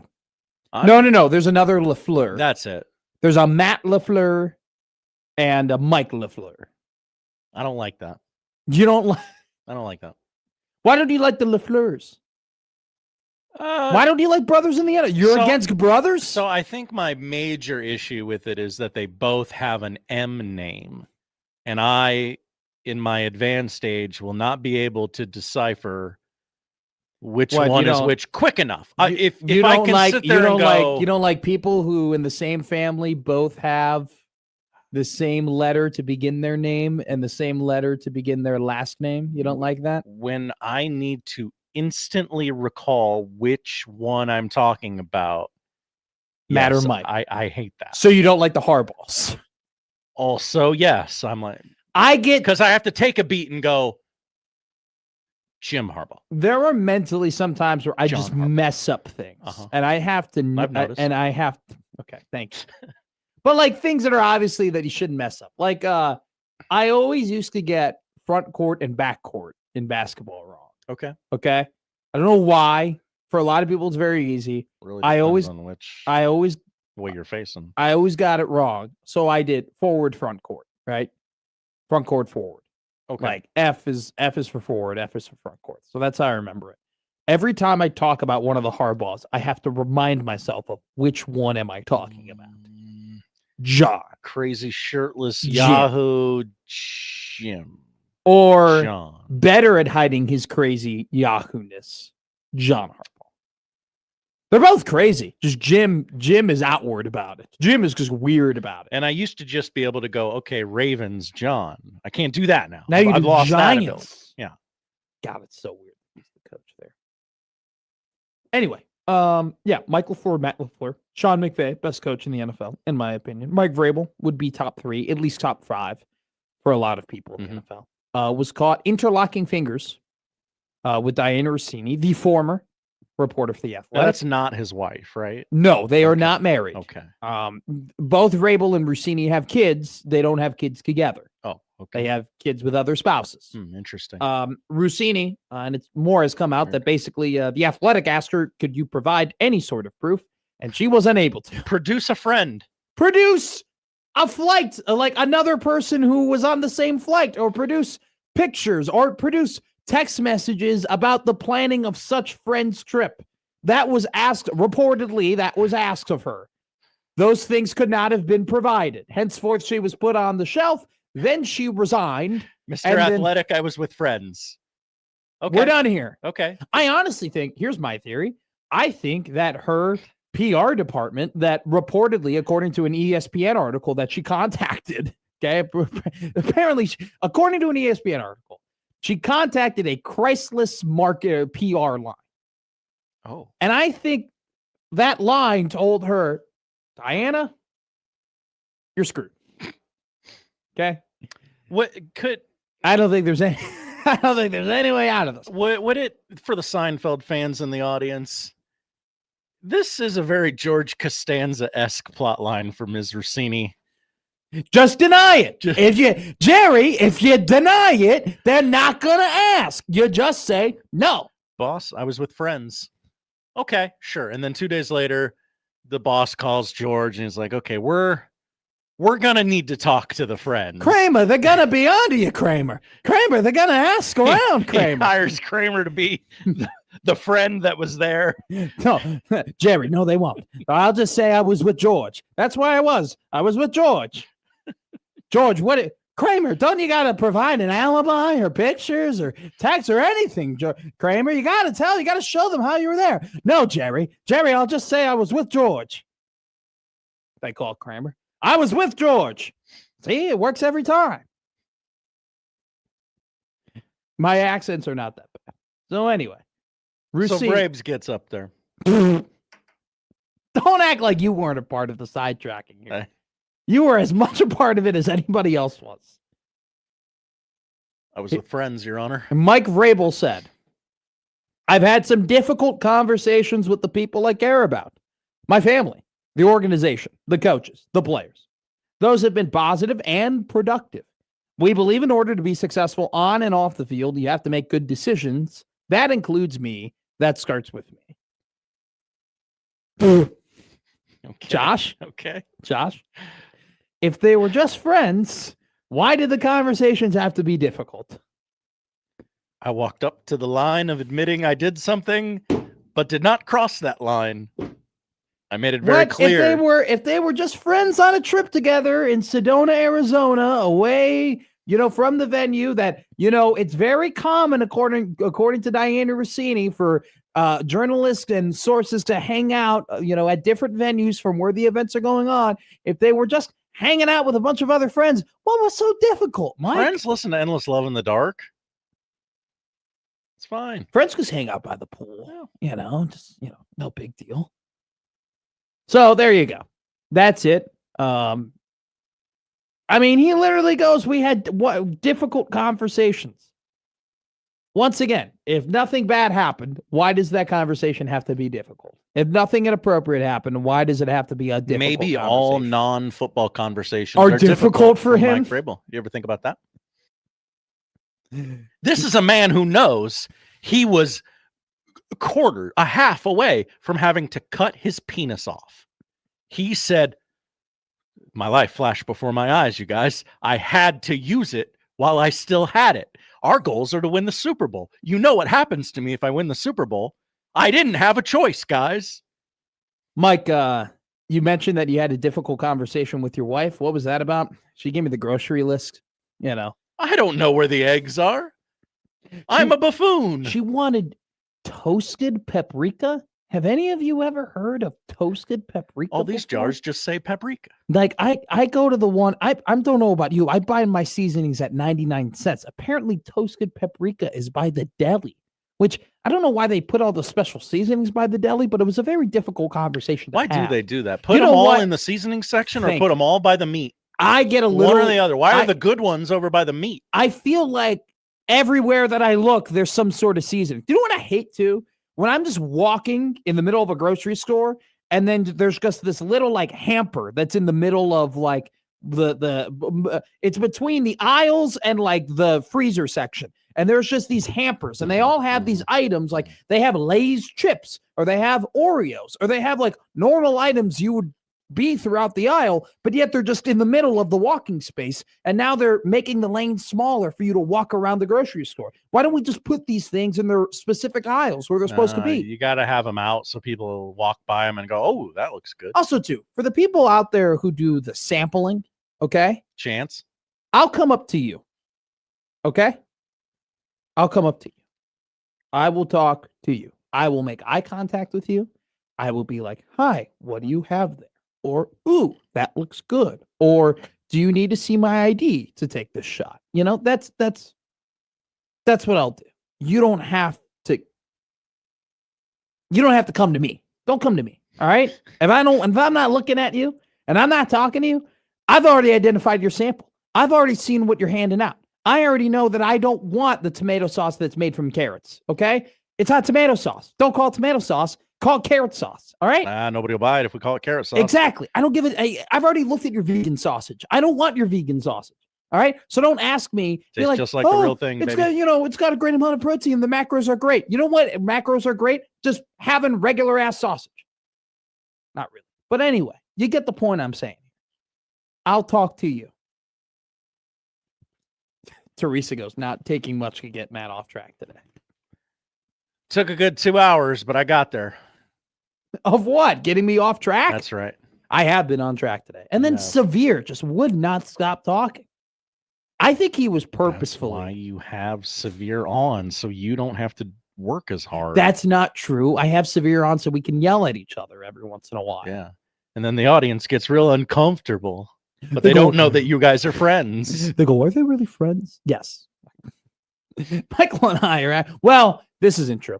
Michael would say we're not friends. Michael only has 5 friends, and he has acquaintances plus. Sure. He calls me a plus acquaintance. He doesn't call me a friend. Okay. I call the man that got me in media a friend. Okay? By the way, if you ever get mad at me, just blame Michael. It's his fault. He's the one who set me up with everybody. You can send your emails to... Yes. Michael Severe at the Jet Award Foundation or whatever. It's probably something like that. Just like what Carl Ravish told me. I go, can I have your email? He goes, it's great.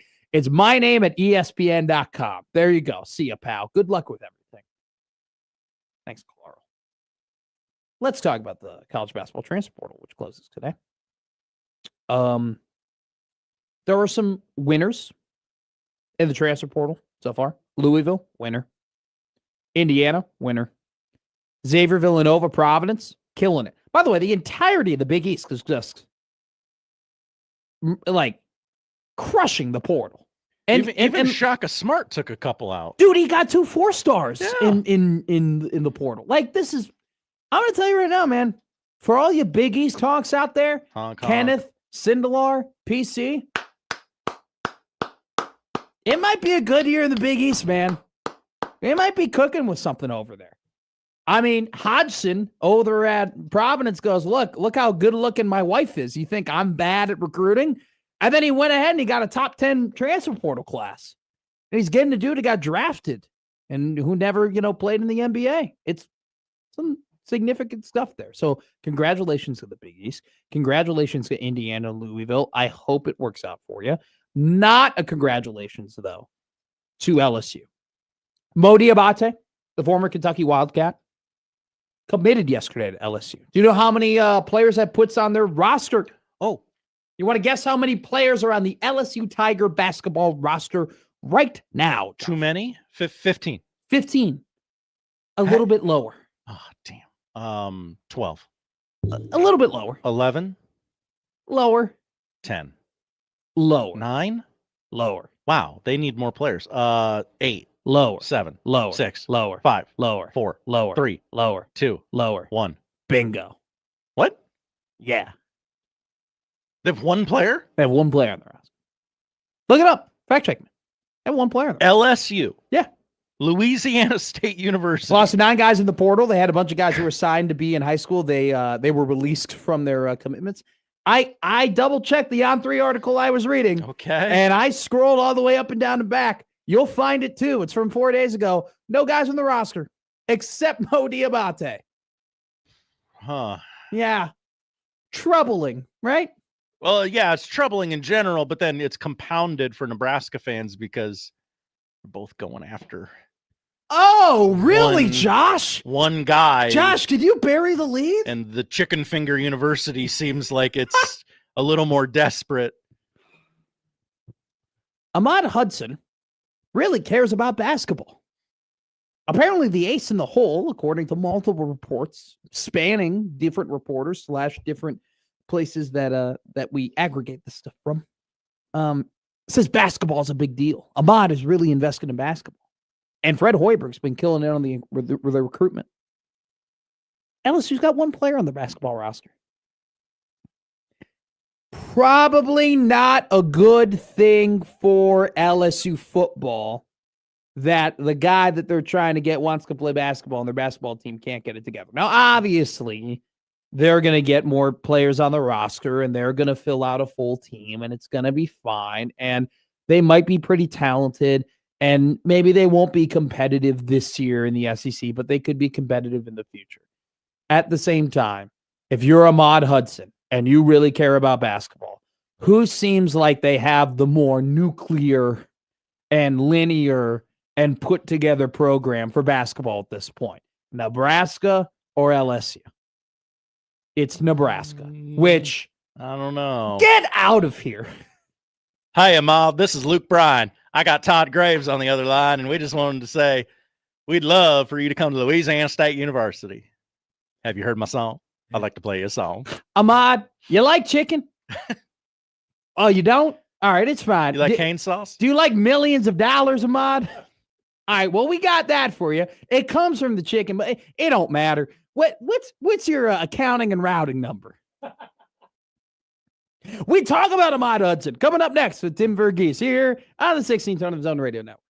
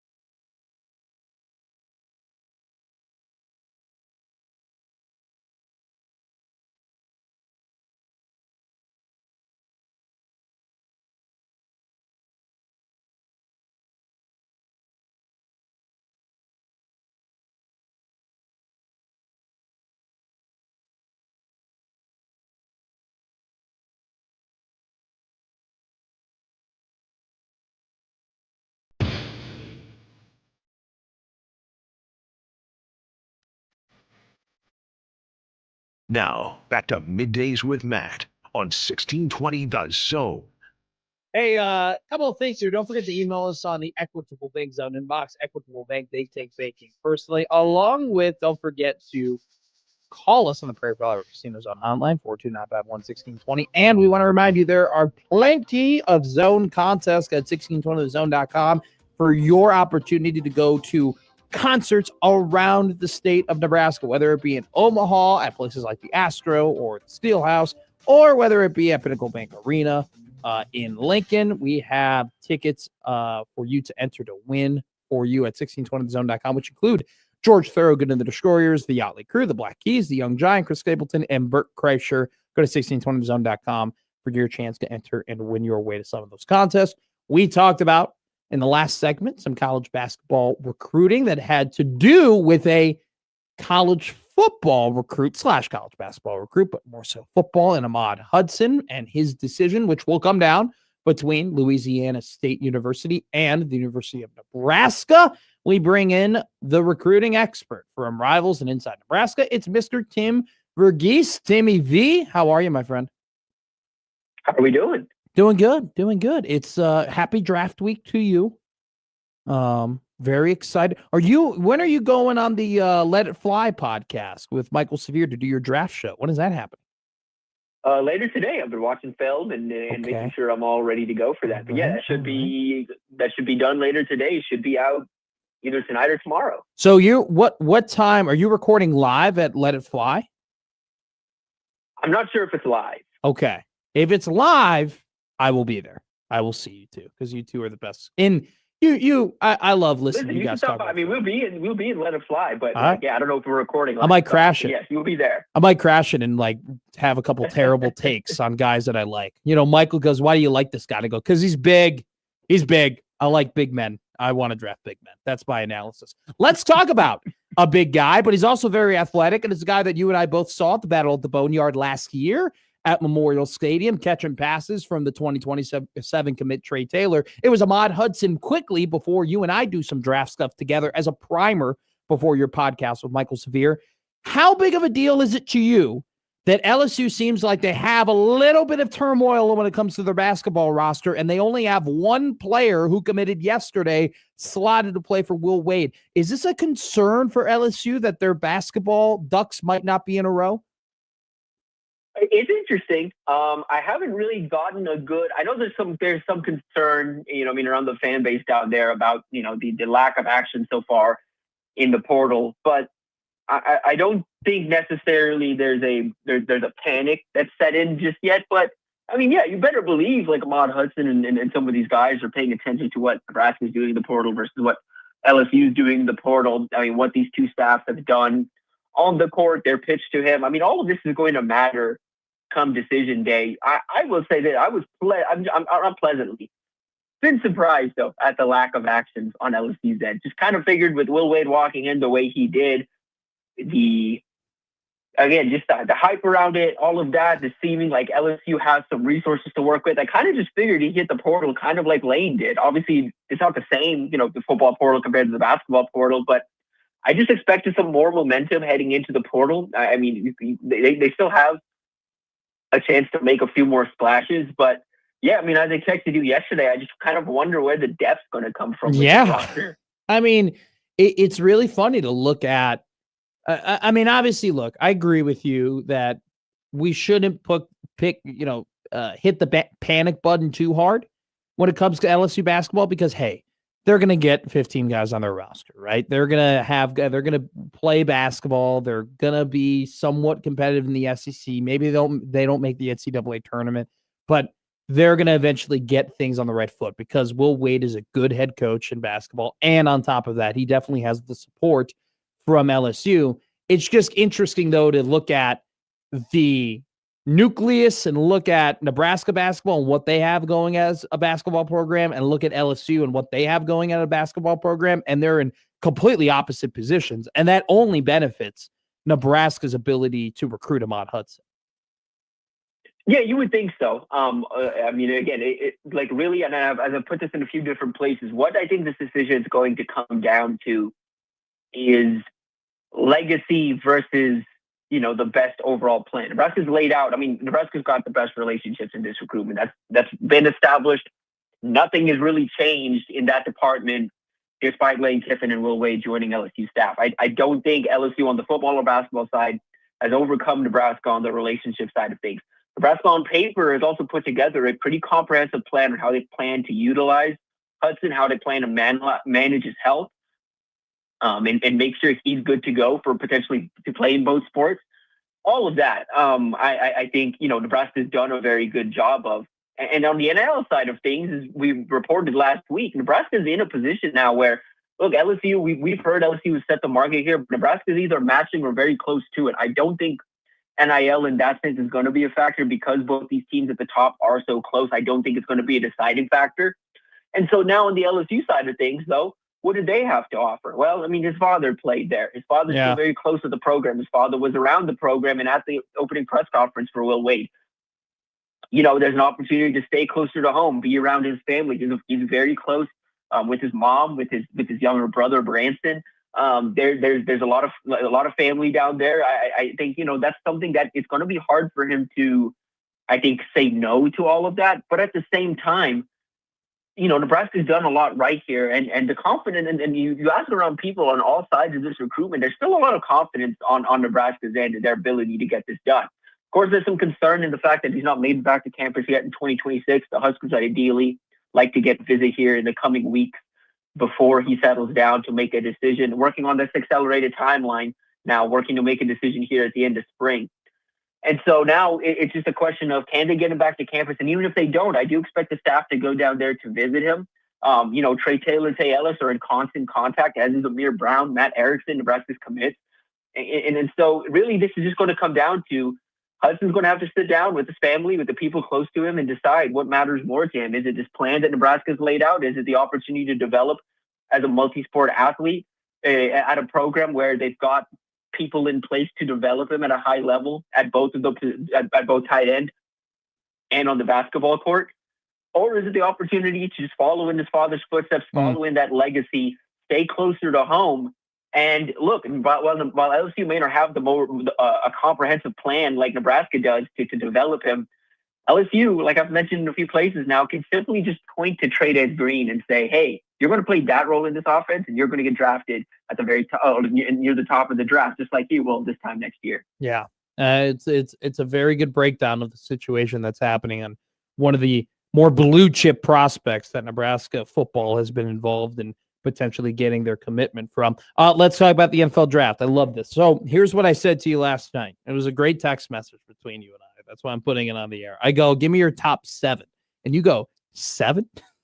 You're like, 7? You want me to give your top 7? I was like, I don't know if we're going to have time. So we're going to you have a top 10 ready for us. We're going to get through as much of it as possible. And we might skip a couple that are easy. So let's go through and let's take some time on a couple, and we can skip through a couple as well. Let's start with number 1. Do you have Fernando Mendoza going to the Las Vegas Raiders? Yeah, feels like this is all but a formality at this point. Don't need to spend too much time on this one. I have some opinions on Mendoza, the prospect. I would say this, for those of you who have only really seen the Indiana tape, I would go back and watch the Cal tape. I really like the Cal tape. I was first introduced to Mendoza at Cal and then really got to study him when I was watching Isaiah Hunter, when Nebraska added him in the portal, or Nebraska was pursuing Isaiah in the portal last offseason. So I really got to study him there. I think there's a lot more in terms of working off script, working off platform on that tape. A little more that I think translates to the league. But I think he's capable of being a very serviceable and maybe even a top end kind of starter in the league at the next level. That's the Raiders pick. Go ahead. Can I offer you a potential trade for the number 1 overall pick? Talk to me. Okay. The Miami Dolphins are calling the phone. The Dolphins are willing to offer you the 11th pick in this year's draft, the 43rd pick in this year's draft,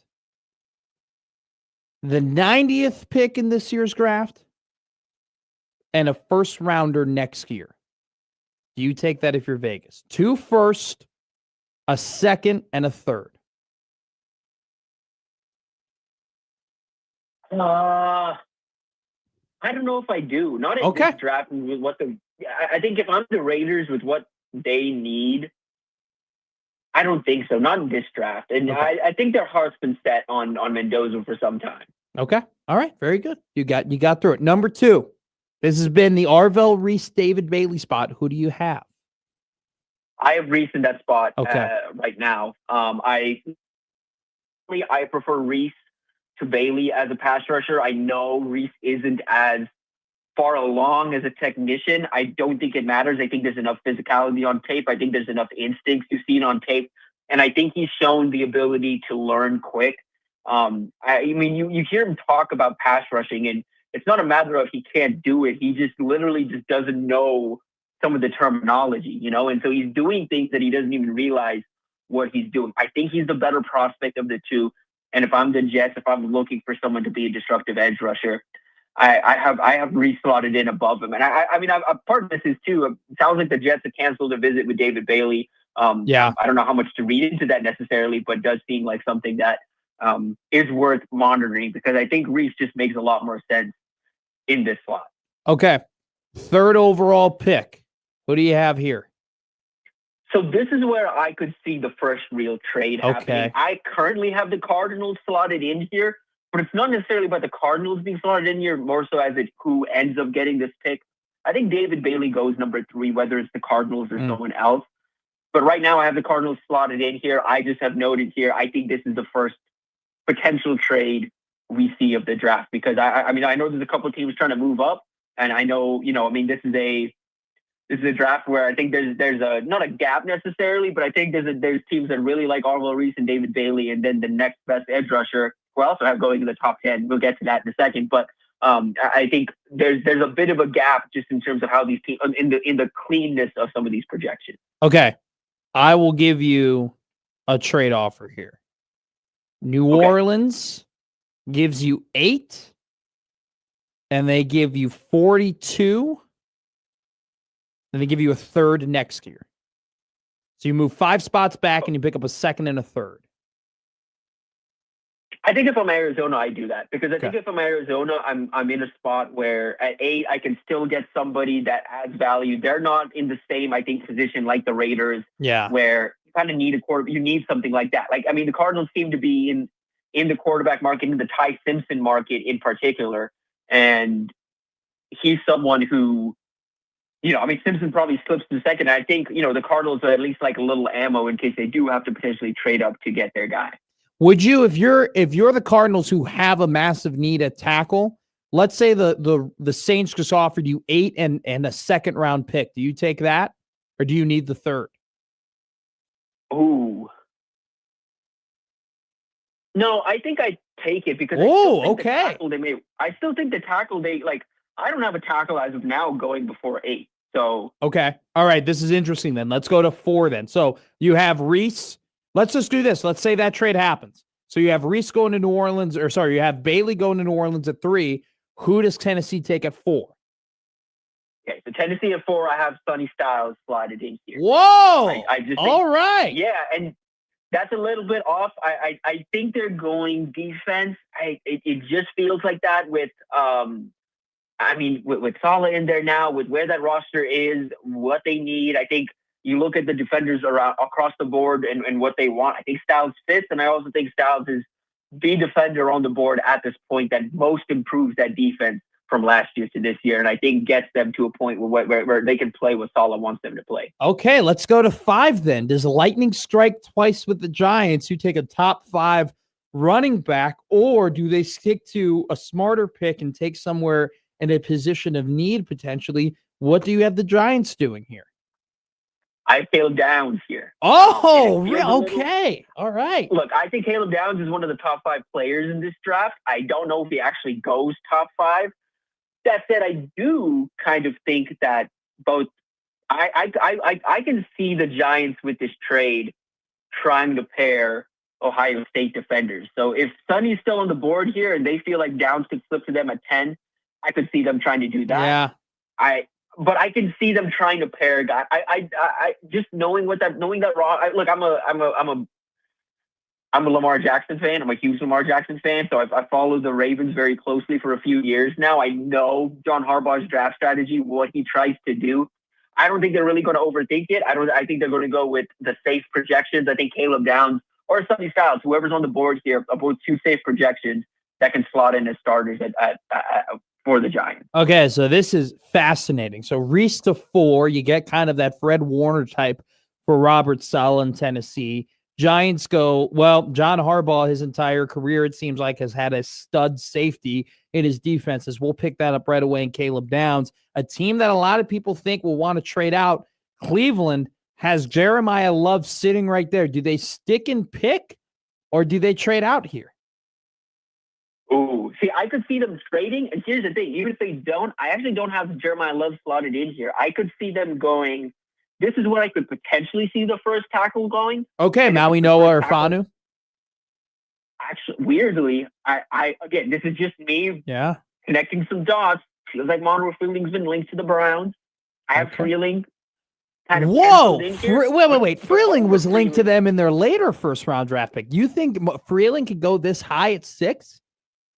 I wonder about it because of this tackle market, because of where things are at. But sure.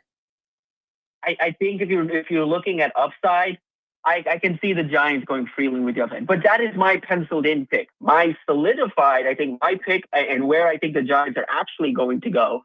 I think we get 3 straight Buckeyes. I think Carnell Tate goes to the Browns. Oh wow! All right, 7 to Washington. And now we're with Washington, and this is where I have Jeremiah Love. Okay.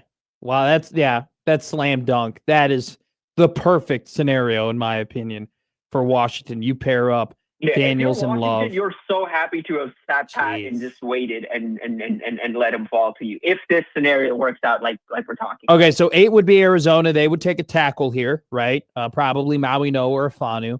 9 to Kansas City. Where would you have Kansas? Who do you have Kansas City taking here at 9? So I would say this is a toss-up for me between Mansour Delane and Ruben Bain. I think what do the Chiefs want to do? What do they want? This feels a little too high for Kenyon Sadiq, does it not? Yeah. But he also is, I think with Kenyon Sadiq, if you want him, you should just take him.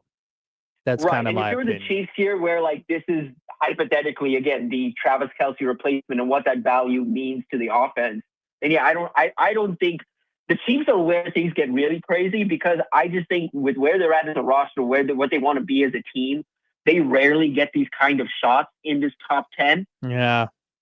I don't know how much positional value is going to mean to them. Or on the other side of it, maybe that's what they do. Maybe they go, okay, hey, we're never going to really have a shot in the near future. Or, knock on wood, if things go right, they don't want to be back up here in the top 10 in the foreseeable future. Do they just take the swing on the lockdown corner, because that is an area they need some help at? Yeah. Or do they take the swing on the disruptive defender in Ruben Bain, who I actually think fits in really well alongside Chris Jones? See, that's my one thing. I would probably pick Bain over Sadiq here, just because I think you're way more likely to get a value wide receiver in the 3rd round or 4th round. And when they've done that in the past, right, with Rashee Rice going in the 2nd round and Hunt was a later round pick and all that stuff, where you're not really, it's hard to get an impact superstar defensive end because they're so valuable in those mid to late rounds. So I think they'd probably be more likely to pick up stud edge. But if you like Sadiq, I'm not going to have a problem if you take Sadiq, especially considering who's off the board here. All right, before we let you go, who did the Giants round out at 10?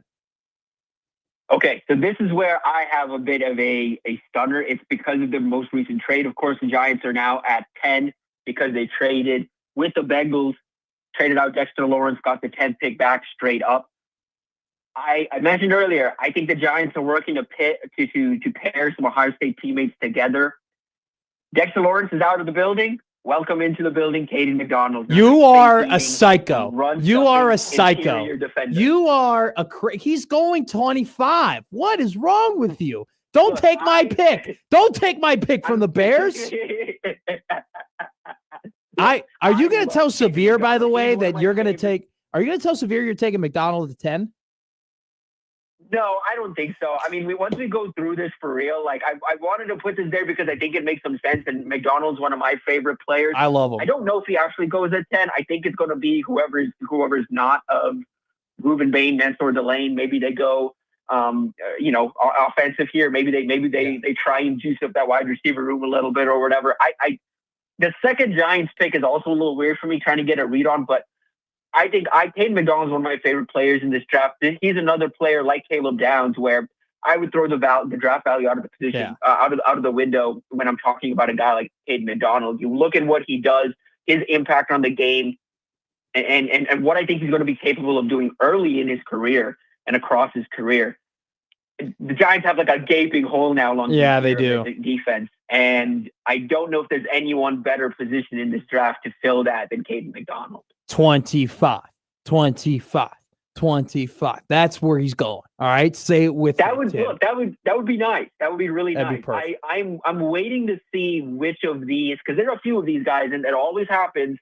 My money's on Caleb Downs, but there's a few of these guys in this draft process who are very clean projections, very clean prospects, but for whatever reason, they're just probably going to slip. And they're going to slip to the back end of the draft. You're going to have teams that are in the mix that I think are going to get very useful, good players later in the draft. I mean, I think about the Ravens at 4. Like, don't let Ruben Bain slip to the Ravens at 14. No, don't let good players fall to the good teams that draft well and have good process. Yeah.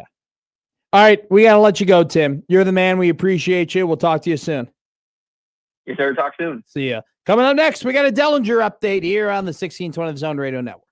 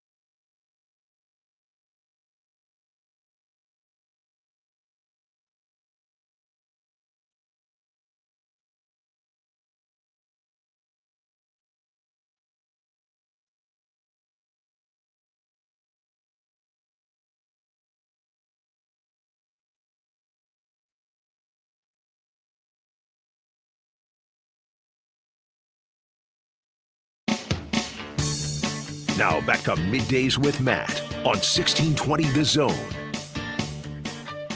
All right, we have a Ross Dellinger update that we should get to. It's in regard to something that's pretty important to Nebraska and to kind of the state of college sports specifically. Everyone knows that the House settlement about way over a year ago at this point, was established saying that, look, every school is going to be entitled to spend up to $20.5 million, with that number increasing by, I think it's 4% every single year in terms of what you can add to, right, in terms of paying your players. And NIL deals, while they still are allowed, right, third-party entities can go ahead and pay players. There are going to be there's going to be a clearinghouse that is going to review NIL deals that are over $600, and that if those NIL deals are kind of pay to play from associated entities like big old boosters, right, that are donating a ton of money, we're going to review that and either agree or not agree to have those deals go through or have those deals be accepted. And so essentially you have these companies that basically buy the media rights to players or buy the media rights of teams. Okay, so Playfly Sports has the media rights of Nebraska athletics, and those companies go ahead and they partner up with players, and they pay players to have the rights for them to do X amount of things. Now, the thing about the deals that these media entities are agreeing with players is that they're not specifically saying, hey, player, you have to do X in order to earn Y, right? It's more so, hey, we're paying you to have your rights, but it doesn't necessarily mean they have to use them to make amount of money. This is the company making that decision. And so basically what the College Sports Commission and NIL Go, their clearinghouse, is saying is that, hey, Playfly Sports, these media right deals, right, these media companies that have these deals with these athletic programs are associated entities. They're associated with the athletic departments, and those deals aren't allowed. Okay, that's kind of the spark notes of it all. Well, it was a kind of a development yesterday that Ross Dellinger reported that there has been a motion filed. So this is from Dellinger. Plaintiff attorneys in the House can have a filed motion case, and the House case have filed a motion asking the magistrate judge to declare that school multimedia right partners be exempt from the CSC's more rigorous NIL enforcement, as well as third-party brands such as apparel companies like Adidas or Under Armour. So basically, there's now being a case filed, right, to have a motion to say that these deals are okay. And basically why that is significant is that if this motion is agreed upon, if they say, okay, hey, we agree with this, these deals should not be considered to be associated entities or associated individuals, then what Nebraska's doing with Playfly Sports and what all the other teams across the country are doing are A-okay, and it doesn't even matter what the arbitration case decision is on what currently Nebraska is going through. There was, guys who are associated with the motion who were basically saying, hey, these are arguments, but more importantly, the College Sports Commission has a CEO. His name is Brian Seeley. He basically says that this is a clear effort to avoid the arbitration process that the plaintiff attorneys have agreed to. More from Seeley from Dellinger. Seeley says this motion was filed before an arbitration in which the CSE was going to prove conclusively that a university's multimedia right partners was an associated entity based on actual facts and evidence. The timing of this motion is no coincidence. So what Seeley is communicating is that, hey, this motion is being filed because they know we're about to win the arbitration case against Nebraska and set the precedent that media rights companies are associated entities and that they aren't allowed to do these types of deals. And so while this motion is basically trying to cut through what Seeley is trying to accomplish with the arbitration case against Nebraska, this motion filed is trying to be like, hey, none of this matters. So there's your update on the Nebraska arbitration case, which, yes, would greatly affect Nebraska players, 18 of which who are trying to get their money from Playfly Sports, and schools across the country that also have similar media rights deals with players. Big thing to keep an ear and eye on. Coming up next, fun segment. Josh gives me the list of movies I have to listen to or watch. Coming up next.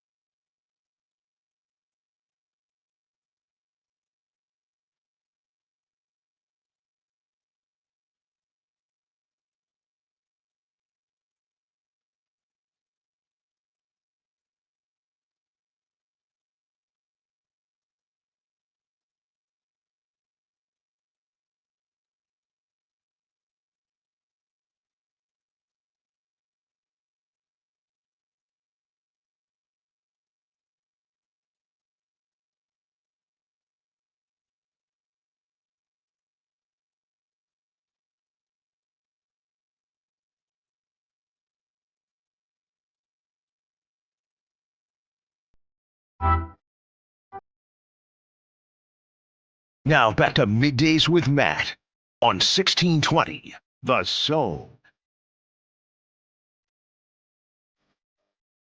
And we told you to go to 1620thezone.com to enter yourself in some opportunities to win tickets to various events. We also want to remind you, also on 1620thezone.com, is the Zone's Derby Draw for a chance to win $200 without saddling up on a horse on May 2nd at around 6:57 p.m. Eastern Time at Churchill Downs. There will be a very fabled race happening between 20 different horses. We want you to go to 1620thezone.com and register for our Derby Draw, where if you are selected out of the various people to register for the Derby Draw, you will be assigned to a specific horse that will be running in that 12th race at Churchill Downs, which we also nicknamed the Run for the Roses. If that horse that you are assigned to wins that Derby, you win $200. So you don't even have to move a second, move an inch off your couch, or even move an inch in your beautiful hat, or you don't even have to jump up and down with your mint julep, if you will, to just win $200. So make sure to go to 1620thezone.com and register for that fun event. A couple of fun events happening today in and around Nebraska. Nebraska baseball takes on Kansas today in Lawrence, Kansas. Nebraska 8-1 in midweek games this season. Kansas is 5-3. Tucker Timmerman will be making his first start of the season after spending a lot of this season in the bullpen. His longest outing of the season has been 4 innings. Kansas, they will be starting the guy that they started the first time against Nebraska. He only went 2 innings. Funny stat, though, on the Kansas Jayhawks. Okay. 22-0 this season after leading after the 6th inning. So when Kansas has been ahead after 6 innings, they have not lost 1 game this season. Quite the phenomenal stat. Kansas, like we said. I mean, this is the kind of Evan Bland wrote here in his preview of the game, like, and I don't want to steal it from Evan because it's the perfect way of putting it. They're built like a big league team, you know, like they have some really, really good arms in the bullpen that once you get past the 6th inning, they're going to shut you down. And then they walk and they hit home runs. They're top 20 in walks. They're top 20 in home runs. You definitely can't make too many mistakes around these Kansas batters. You got a plethora of them hitting over 300. Should be a pretty big day for the bullpen, and see how many innings you can get out of Timmerman. Obviously, the last time that these two teams played, it was emotional. It was loud. It was funny before the game in their pre-games. They're like, we have a tremendous amount of respect for each other. But at the same time, a lot of competitors on two teams that, I don't know. I think it'd be very, very unlikely if they're both hosting regionals, but Kansas is nationally ranked and they're 24th in the RPI.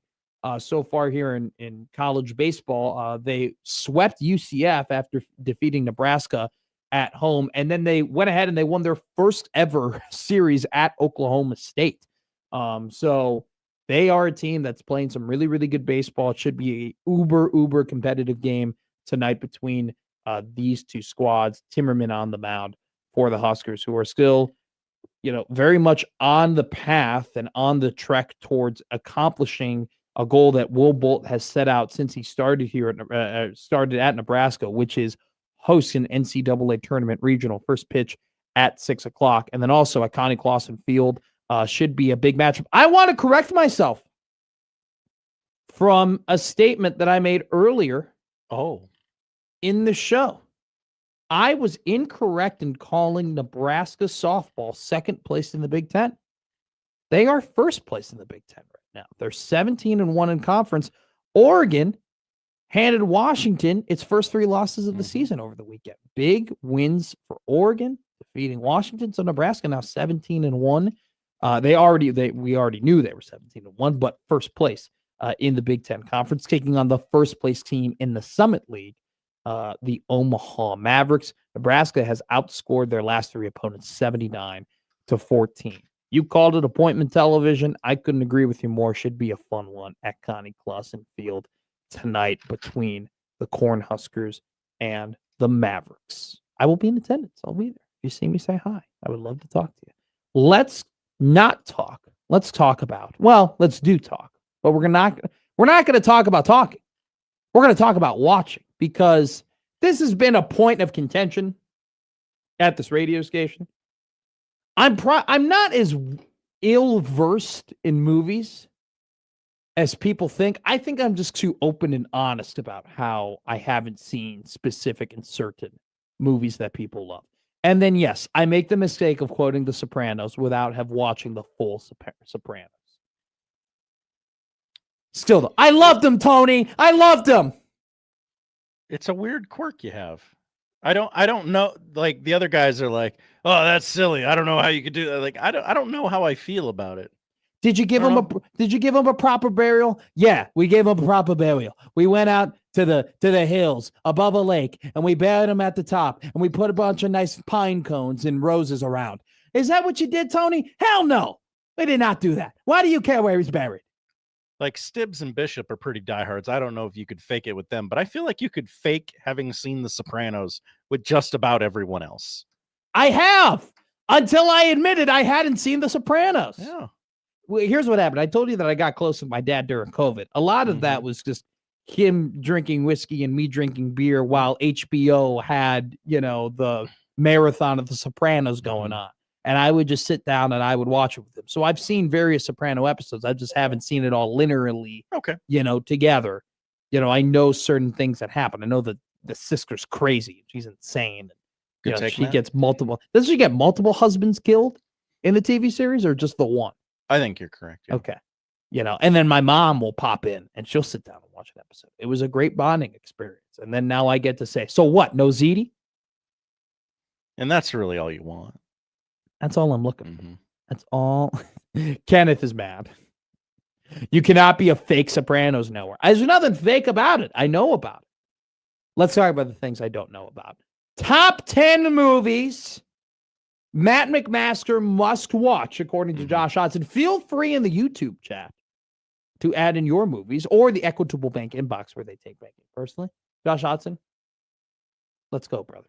All right. I'm doing this without knowing what you have and haven't seen. Yes, this is the point. I have a couple extras in the bullpen just in case. Yeah, a couple call to the pens. If you're Quattrero, you probably wouldn't go to them. I won't have anyone warming up. We'll just bring them in cold. Number one for me would be the 1995 classic Heat with Robert De Niro and Al Pacino. Yeah, haven't seen it. I saw the on one Prime Video. Sandra Bullock and Melissa McCarthy, I'm pretty sure, have a movie called Heat. The Heat, yes. The Heat. I've seen that one. I liked that movie. That's a fine film, sure. When you get mad, you close your eyes. That's something I've noticed. When you get annoyed. All right, what's number two? Number two is The Godfather Part 2. Okay, haven't started it yet. Very long, I will admit that. 200 minutes. So you really got to carve out some weeks to watch this. Seriously. I mean, it's probably going to be an 8-episode series for me. It's on Paramount Plus. I know. I've seen it on Paramount Plus. I've been tempted to go to it. I was willing to start it on my last flight, but United did not have it. Wow. Way to go, United. I know. They suck. But give me more miles on my Explorers card, please. 3. Number 3, Goodfellas from 19... Seen it. Okay. Seen it. Happy to cross that off. That's Michael Francesi. That's Tony 2 times. We call him Tony 2 times because he says everything 2 times. Good. I'm glad you've seen that. That makes me happy. I don't like the part, though. It starts off really great. Mm-hmm. And that scene where Pesci is at his mom's house after they killed Baklava or whatever his name was, hey, how about you get your shoebox? That guy. Mm-hmm. I love the scene where the mom draws like a figure and then it's like, oh my God, it looks like him. And they all start laughing. Like, that's a great scene. But from that point on, the movie kind of falls off. And it just becomes about Henry Hill doing a bunch of cocaine everywhere. Okay. And not being with his family. See, a lot of people like Goodfellas more than The Godfather because some stuff happens a little more frequently than in The Godfather. No, Godfather's a little slower. Goodfellas strays into being more of a cocaine movie at times than I had than no a mob idea. movie, Like all of a sudden we're 25 minutes into him just doing cocaine left, right, and center. And I'm like, what happened to the mob movie? What happened to the jobs? What happened to the killing? We're just following this cokehead everywhere and he's cheating on his wife all the time. All right. I will replace Goodfellas with, let's go, Raiders of the Lost Ark. Okay. It's been some time. Okay. Is that's with the chalice, right? That's with the Nazis and Is that the one where he goes, "It belongs in a museum"? Yes, that I one? believe so. Okay, I like that. I like that quote. It belongs in a museum. No, that's Last Crusade. That's That's the third one. It's I'm been sorry. I have seen Raiders of the Lost Ark. Okay. It has been some time. Okay. It needs a rewatch. It needs a rewatch and a refresh. Number 4. This might be the most contentious of the 10. Okay. You should finish Jurassic Park. No, absolutely not. It's not happening. I'm never afraid to pull the plug on a movie. I'm never afraid to pull a plug on a TV show. I think you should wait until the dinosaurs show up. Look, if that's how the people are going to be the entire movie, I don't want anything to do with it. I don't. They suck. They're idiots. How do you? By the way, how are you? Let's just break this down from a logical perspective. Okay. How are you people at a park who handles dinosaurs? And the first 3 minutes of the movie, you fail to handle the dinosaur. These people are ill qualified. They don't know what they're doing. That's a fair critique. They're a bunch of dumbasses. And it's just all that movie is going to be is all the dumbass people not knowing how to handle a creature that went extinct for a reason. Okay? I don't want to. Okay, so maybe you have problems with the premise that simply watching the movie. Here's my thing. I got mad reading Project Hail Mary. And the reason I got mad reading Project Hail Mary was because the main character kept making mistakes. And I was getting annoyed. I was like, how big of a dummy can you be that you don't know that the astrophage has evolved to the point where it probably will kill you, right? Like why are you doing that to yourself? I watched 6 minutes of Jurassic Park and all it was these people fumbling over dinosaurs. We need to get smarter people in Jurassic Park is my point. No, that's a great take. On that, we agree. All of the movies are just humans being idiots. Oh, and they get dumber, Matt. I know. I saw that one clip of the Chris Pratt one where the Rex escapes the cage by thinking that he took the tracker out of his thing. Mm-hmm. Ripped it right out. Crazy. Number 5. I know you've never seen a scary movie in your life. I plan on it. I don't think this is a scary movie. I think it walks right up to the line, though. Okay. That would be the Brad Pitt, Morgan Freeman classic 7. Really? I've heard of this movie. Okay, let's go. What is the plot? Morgan Freeman is a grizzled detective trying to solve a series of murders. His partner is a young Brad Pitt who how young Brad Pitt? Like Brad Pitt before or after Friends? Well, before. This came out in 95. Whoa, okay. This is Brad Pitt's a bit of a hothead. Yeah, when is he not? Sure. He's not eating as much. I mean, yeah, but give me a movie where Brad Pitt isn't a bit of a hothead and /or kind of cocky. He always is that kind of character. He was a hothead in Moneyball. Okay, he's cocky in F1. That's true. He's very cocky in Ocean's 11. He's not a hothead though. Still hard pressed to find me a movie where it's not like that. So anyway, hothead, cocky, cop. With Morgan Freeman, grizzled veteran. And they are trying to do what? They're trying to solve a series of murders based on the 7 deadly sins. Oh, is there a jump scare? Almost assuredly, yes. I would put this on the back of the list. Okay. Give me a couple years. All right, next one. Number 6, The Silence of the Lambs. Anthony Hopkins, Jodie Foster. I'm okay. Okay. Not my type of movie. Okay. And I knew that when I put it on there. You seem I'm more likely to watch the scary movie. Okay. I'm fine. That's fine. Number 7. Number 7. Now you have talked about. Oh, this might be the next one for you. I think maybe you should do it. Reservoir Dogs. Yeah. It's on Peacock. Yeah. I need to up my Tarantino game up. I need to get that going. I need to get Tarantino up and moving in the pen. I've seen Kill Bill. Okay. I've seen Kill Bill 2. Okay, great. I really want to see Django, and I really want to see Once Upon a Time in Hollywood. Okay. Those are 2 where I'm like, I will watch those movies one day. Have you seen Inglourious Basterds? Yes. Okay. But I was notably upset with the ending of Inglourious Bastards. You didn't want them to blow up Hitler? Okay, that's the thing. It wasn't necessarily that. I just didn't think it made, from what we knew about the characters, right? I didn't think the ending made sense. Okay. And secondly, it's not that I wanted Hitler to live under.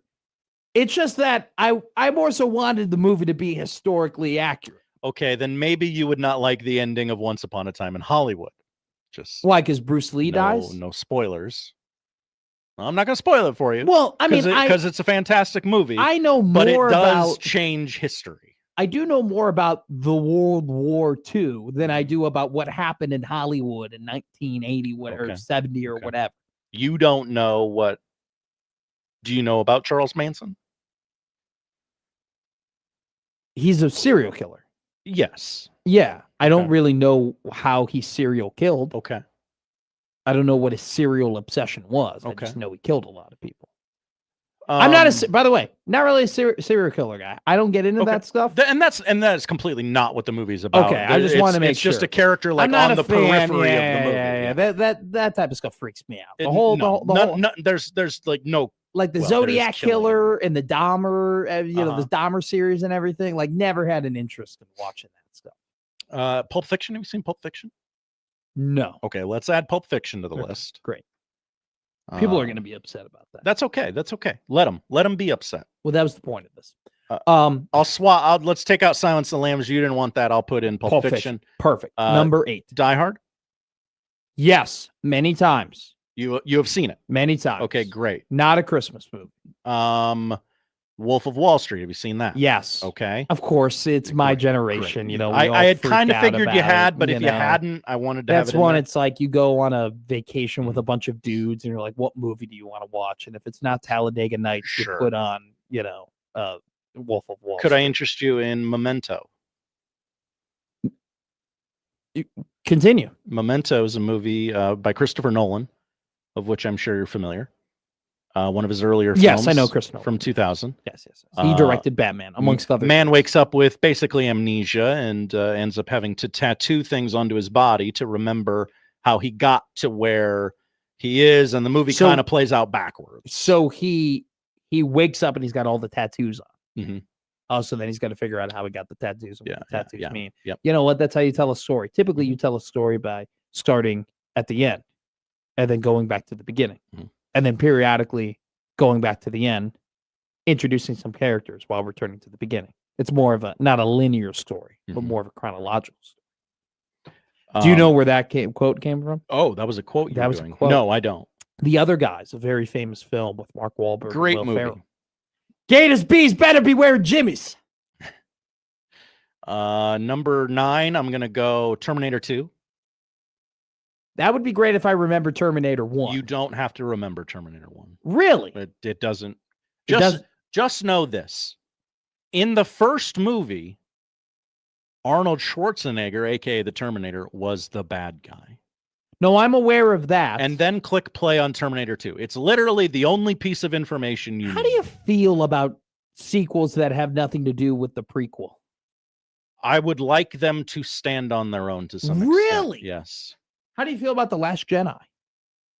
I like a lot of the things that make that movie feel like a samurai movie. Probably not the best to do in a Star Wars movie, though. I like samurai movies. I think it's cool that they did a samurai movie at times in that movie, but probably shouldn't done it under the Star Wars banner. Look at me. I'm looking at you. I'm looking at you in the screen. No, here. look at me in my eyes. It's kind of hard with all I these know, monitors. it's a little ridiculous. All right, I think I got you. Don't try and, samurai movie with your critiques and stuff like that. Okay? Stop it. All right? Probably should have went in a different direction. It was a bad movie. It was just bad. It was just bad. It was bad. It was bad. It made no sense. Mm-hmm. Who the hell is Rose? Why do I care about Rose? Why did she get more screen time than John Boyega? It was a little ridiculous. It was a little ridiculous. Okay? I'm okay with that. They Yeah. could have made a much better movie /sequel. Agree. I commend you for trying to defend the honor of Star Wars by saying they tried making a samurai movie. I'm not willing to die on the hill, though. It's not it's not that I disagree with you. It's just bad movies are bad movies. And that's just a bad movie. That literally, you can't rewrite characters off the screen. Right? You can't off screen rewrite characters. Excellent point. The last time I see Luke Skywalker cannot be him redeeming Darth Vader. And then the next time I really see Luke Skywalker, he's given up on everything. You cannot do that. That's absolutely ridiculous. Andy goes, how do you drop bombs in space? Also, reinventing the Force in the first 10 minutes of the movie. I lost it. Okay? Also, too, real quick, the hyperspeed, right? The hyperdrive.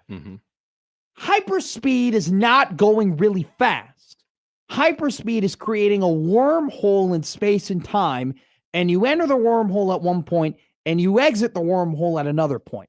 That's hyperspace, right? That's hyperspeed. It's not just going super, super, super fast. And that's what they did to blow up that one ship. It was ridiculous. I don't know how we got here. I actually do know how we got here. I'm glad we got here because I can't stand that movie. Your 10th and final movie I must watch. 1999's Bruce Willis classic, The Sixth Sense. Wow. What happens there? Bruce Willis is a psychologist who finds himself with a new patient, played by Haley Joel Osment. Okay. Ozzy Osmond? Any connection there? No, Osment.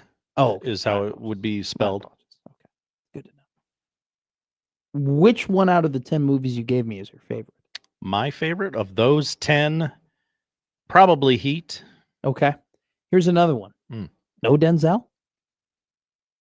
Good point. You're a Denzel guy. Greatest actor of all time.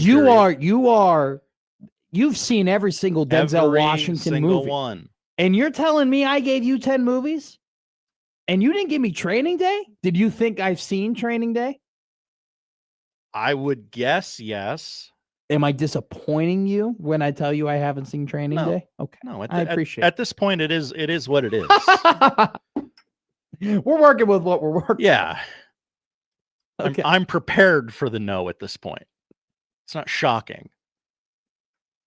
No Denzel is shocking. I don't know how else to word this. Oh, please do. I love it when you begin a sentence like this. I don't know that you have the life experience for a lot of the Denzel Washington movies. Like I haven't struggled enough in life to relate with Denzel and his movies. I don't know. That's ridiculous. It's not even about struggling. Just about living life. I've lived life. You have. I know. That's why I said I couldn't explain it quite right. I told you my favorite Denzel Washington movie was You Glory. did. I was pleasantly surprised at your selection. I love Glory. It's a phenomenal movie. It is. Do you know what my second favorite Denzel Washington movie is? Remember the Titans? No, that's a fine movie. Okay. I like John Q. Oh, no, you didn't know John Q. No. I think you would like John Q. I like John Cusack, so if that's a start. It has nothing to do with the movie. But Oh, okay, cool. Come on. What type of I love a certain type of movies. I'm blanking. The Equalizer. Oh, okay. Yeah. 2. Yeah. Of course. The second one. First one's good. The rare sequel. That's the better second than the one original. is great. The Equalizer 2, where he sets the clock, he sets the watch, and then he's in the hotel room. He's kicking all their asses. They're all doing cocaine and putting, abusing that girl. It's terrible. And then he doesn't kill all of them, but he kicks all their butts. It's great stuff. Oh, we have some takes here. Jimmy goes, I'm not a big Denzel fan. Here he goes, I'm a big Denzel fan as well, but I wouldn't call him the greatest actor of all time because he's literally the same guy in everything. He's just perfect for those roles. Now he is. He wasn't back in the day. West goes, like the morning guys were talking about Denzel Washington movies, he's got game in Training Day. He got game. He got game, yeah. At some point, John goes, "What's in the box?" as a quote. What movie is he referring to? That is from Seven. Okay. Good to know. Do you have a second greatest actor of all time before we hit a break here? Wow, we've gone long. Boy, I think you got to put, just off the top of my head, Leo. Okay. Yeah. He's like one of the few people that isn't a singer where you can just go one name and everyone knows who you're talking about. It's quite incredible. What's quite incredible is what ESPN is going to do with Joe Buck, amongst other things. We talk about that next before we wrap up Middays with Matt here on 1620.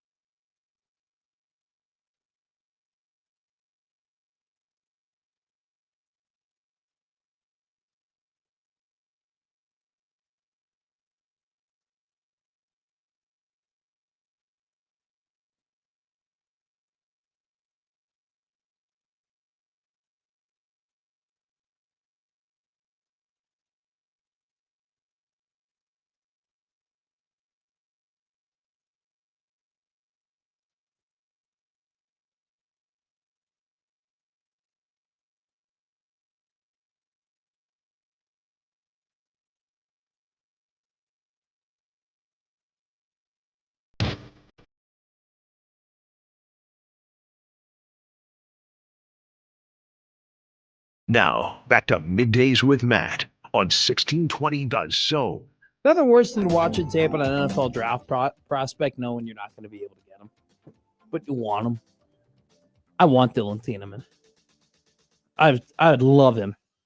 But he's going to go. That's the problem. I've had this thing where being in a division where a bunch of really good franchises operate is frustrating because they make good picks over good prospects that you really like. And you're like, what's going on? Why is this happening? Why is Aiden Hutchinson and Penei Sewell going to the Detroit Lions? Why are they making a great value pick from the wide receiver at USC that I liked? His name was Amon-Ra St. Brown. You know, why are the Packers making really solid decisions on their linebacking core? Like, now, I didn't like Matthew Golden last year, so credit to me. But still, it's just frustrating when it's like, yeah, Dylan Tiedemann is going to get mocked to the Vikings, and the Lions are going to take Spencer Fanu. The two guys that I like I'm going to have to see in my division. And that little Michael Severe knew what he was doing when he said that Caden Weejem was going to go to the Detroit Lions. That was targeted. He knew it would just knew rattle like rubble salt in the wound. I would like Caden to go to the Eagles. I don't have to get mad about it. I don't have to feel threatened by him. He'd flourish in Philadelphia, be really good in that offense. He'd be an awesome returner. They need it. It'd be phenomenal for him. But no, he's gonna send him over to the Detroit Lions. It'd be absolutely frustrating if that were to happen. A couple updates here. A lot has happened today. Billy Donovan got fired from the Bulls. Hallelujah. Well, he didn't get fired. He stepped down from the Bulls. Same thing. He's no longer going to be the coach of that basketball team. Thank goodness. Providence picked up another really good prospect out of the portal. Malik Mack, who was the guard over at Georgetown, averaged 13 points along with 4 assists and 3 rebounds per game. Hodgson he's doing some really good work in the portal right now. But obviously, I think if we've seen anything, I think it's sexier to retain than it is to add. Look at the teams that are going to be ranked very highly going into next season. UConn, Illinois, Michigan. It's because they've been able to keep their team together. And especially, look, it's going to be really hard to convince first-round draft prospects to come back to your team. Granted, Michigan did it last year with the Axel Lendenborg. UConn did it this season with Braylon Mullins. But if you can keep the second-round draft picks around, and if you can convince guys, hey, don't be the 48th pick, don't be the 39th pick, don't be the 54th pick, and instead come back to college, make a crap ton of money, and then additionally, play at an incredibly high level and maybe even boost your draft stock to being a first-round pick, because I do think we were very obsessed with drafting 19 and 20-year-olds in the NBA a couple of years ago. I think that sentiment has cooled down just a little bit. I think teams are more likely now to take 21-year-olds. 22-year-olds still might be a tough sell, but I think that age has just moved up a year or two. Illinois, Michigan, and UConn, while they've added very few players in the portal, have been able to keep a lot of their team together. And that has been the key to success for them. We'll see the compare and contrasting of what do those three teams look like compared to your Indianas, compared to your Louisvilles, compared to a sneaky team that has had a really good overall recruiting cycle has been Texas. Over with Sean Miller, the former coach of the Xavier Musketeers, who moved over to Texas after last season. They've picked up four guys who were all 4-star transfer portal acquisitions. Elijah Freeman from Auburn, Amari Evans from Tennessee, David Punch from TCU, and Isaiah Johnson from Colorado, all going to Texas, along with grabbing 3 4-star prospects from high school, and a 3-star prospect from high school as well. By the way, I was going through more of recruiting rankings and whatnot. Purdue is not going to be the Purdue that we're used to coming up to next season. You said this yesterday. I was shocked. Well, they're losing their 3 guys. They're losing Trey Kaufman-Redd. They're losing Fletcher Lawyer. They're losing Braden Smith. They always find a 7-footer. Josh, they found him. Oh, they did. Sanan Juan. Okay. From Bethesda, Maryland. 7-foot center. 4-star prospect. the 83rd nationally ranked prospect, the 9th at his position, the 4th in the state of Maryland. So you took the words right out of my mouth. Interesting. They always find the 7-foot prospect. Ladies and gentlemen, they got him. So while Purdue... We got to nail these scumbags. They can't keep getting away with it. They always can't get away with it. And they got Oscar Clough, too, last year. He was such an annoying piece of you-know-what. God. I hated that guy. Hated playing against that guy. Not dead to us, though. Do you know why Oscar Clough's not dead to us? Because if I respect you, you're not dead to me. If I have an immense amount of respect for you, you're not on the dead to us list. I just don't like you list. There's a difference. But anyway, Purdue's going to be pretty. They're not going to be the Purdue of usual, if you will. But in a couple of years, they'll re-rack the deck and they'll be pretty damn good. This will be kind of a transition year. But it's weird. Their transition year will still be like being ranked 24th in the country and probably being like a 6 seed, you know? So definitely something to keep an eye on that in terms of Purdue kind of re-racking the deck. Another thing to keep your eye on is we're going to have a year where, all right, North Carolina opened up. Put it on the list. Another blue blood job will open up next season. I don't think John Shire's going anywhere. I think he's staying pat at Duke. I would not be surprised if the Bulls called him. It's from that area, went to Glenbrook North. Gotta do your homework. McDonald's All-American. The white Mike. You gotta make him say no. I mean, I don't think he's at the level of, look, if I'm the Chicago Bulls, I'm calling Brad Stevens, and you got to make him say no. Everyone has to make Brad Stevens say no. And then you can go on because I don't know, you never know. Maybe he does say, hey, I would like to be the Charlotte Hornets' next basketball coach. But I think the Bulls will call him and he will be like, hey, appreciate you. Honored to get the call. I would much rather be the head coach of Duke than go and coach. Because once you leave Duke, what are the chances you get that job back? Right. Very low. You don't leave Duke and then come back to Duke. Once you leave Duke, you probably ain't getting that job back. So I don't think he's going anywhere, but I think one of Kansas or Kentucky will open up next season for various reasons. It'll either be because Mark Pope put together another underwhelming roster with a lot of resources, which let me just tell you this about Kentucky right now, have not had a good portal/recruiting cycle. They've lost 7 players in the transfer portal. They've only acquired 2 through the portal. Now, Zoom Diallo out of Washington is a pretty damn good prospect. But currently, right now, they're 60th in high school ranking in terms of recruiting, 21st in transfer portal rankings in terms of recruiting, and 91st in composite rankings in terms of recruiting. Oof. Mock Pope might be gone. Or does Bill Self retire? Come on home, Mock. The next coach of Omaha men's basketball, Mock Pope. What a get for the Mavs. That would be. Coming up next, Josh Odson doesn't tell you what movies I should watch. He tells you what TV shows you should watch tonight here on the 1620 The Zone Radio Network.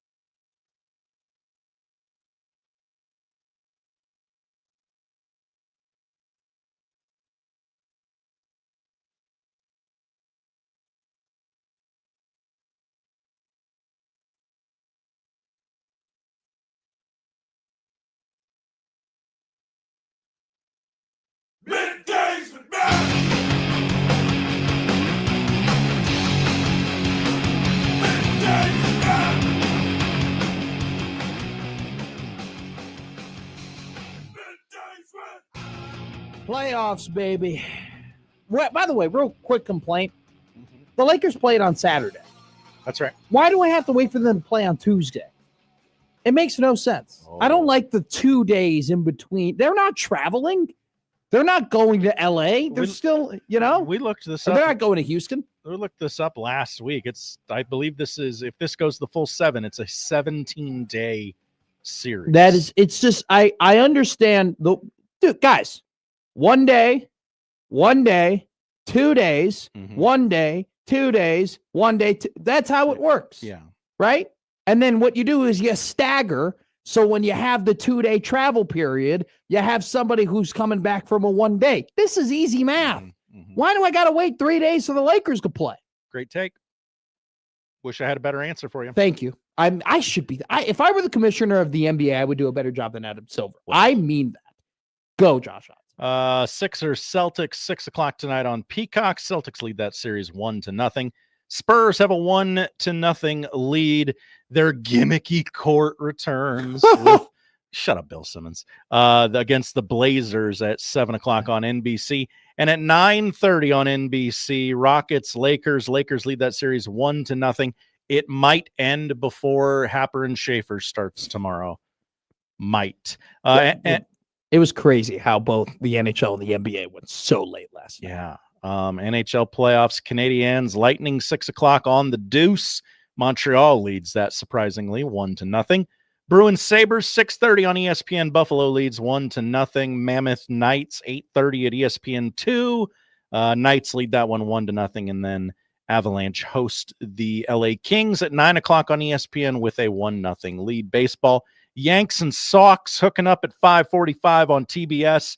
Number 20, Nebraska. Number 16, Kansas. 6 o'clock on ESPN Plus.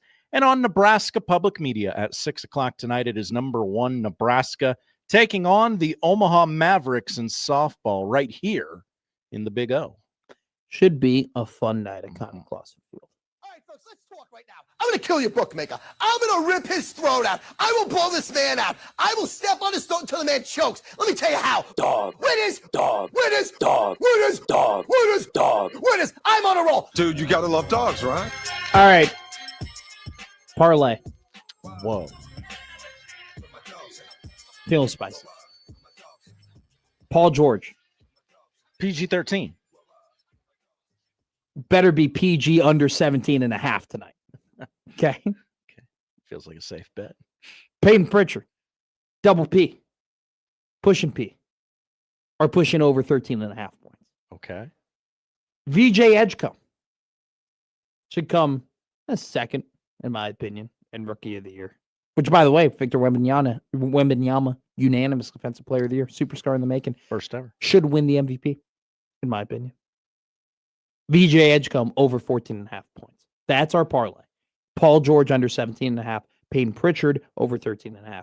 VJ Edgecombe over 14.5. Plus 490 on the 3-leg over-under Celtics Philadelphia Game 2 of the first round of the NBA playoffs parlay. Some people still know how business gets done. Middays with Matt. Fun show today. Appreciate everybody listening, contributing, tweeting, calling, and all that type of stuff. It was fun. We'll do it again tomorrow here on the 1620 Zone Radio Network, UFC, and the crossover. Coming up next.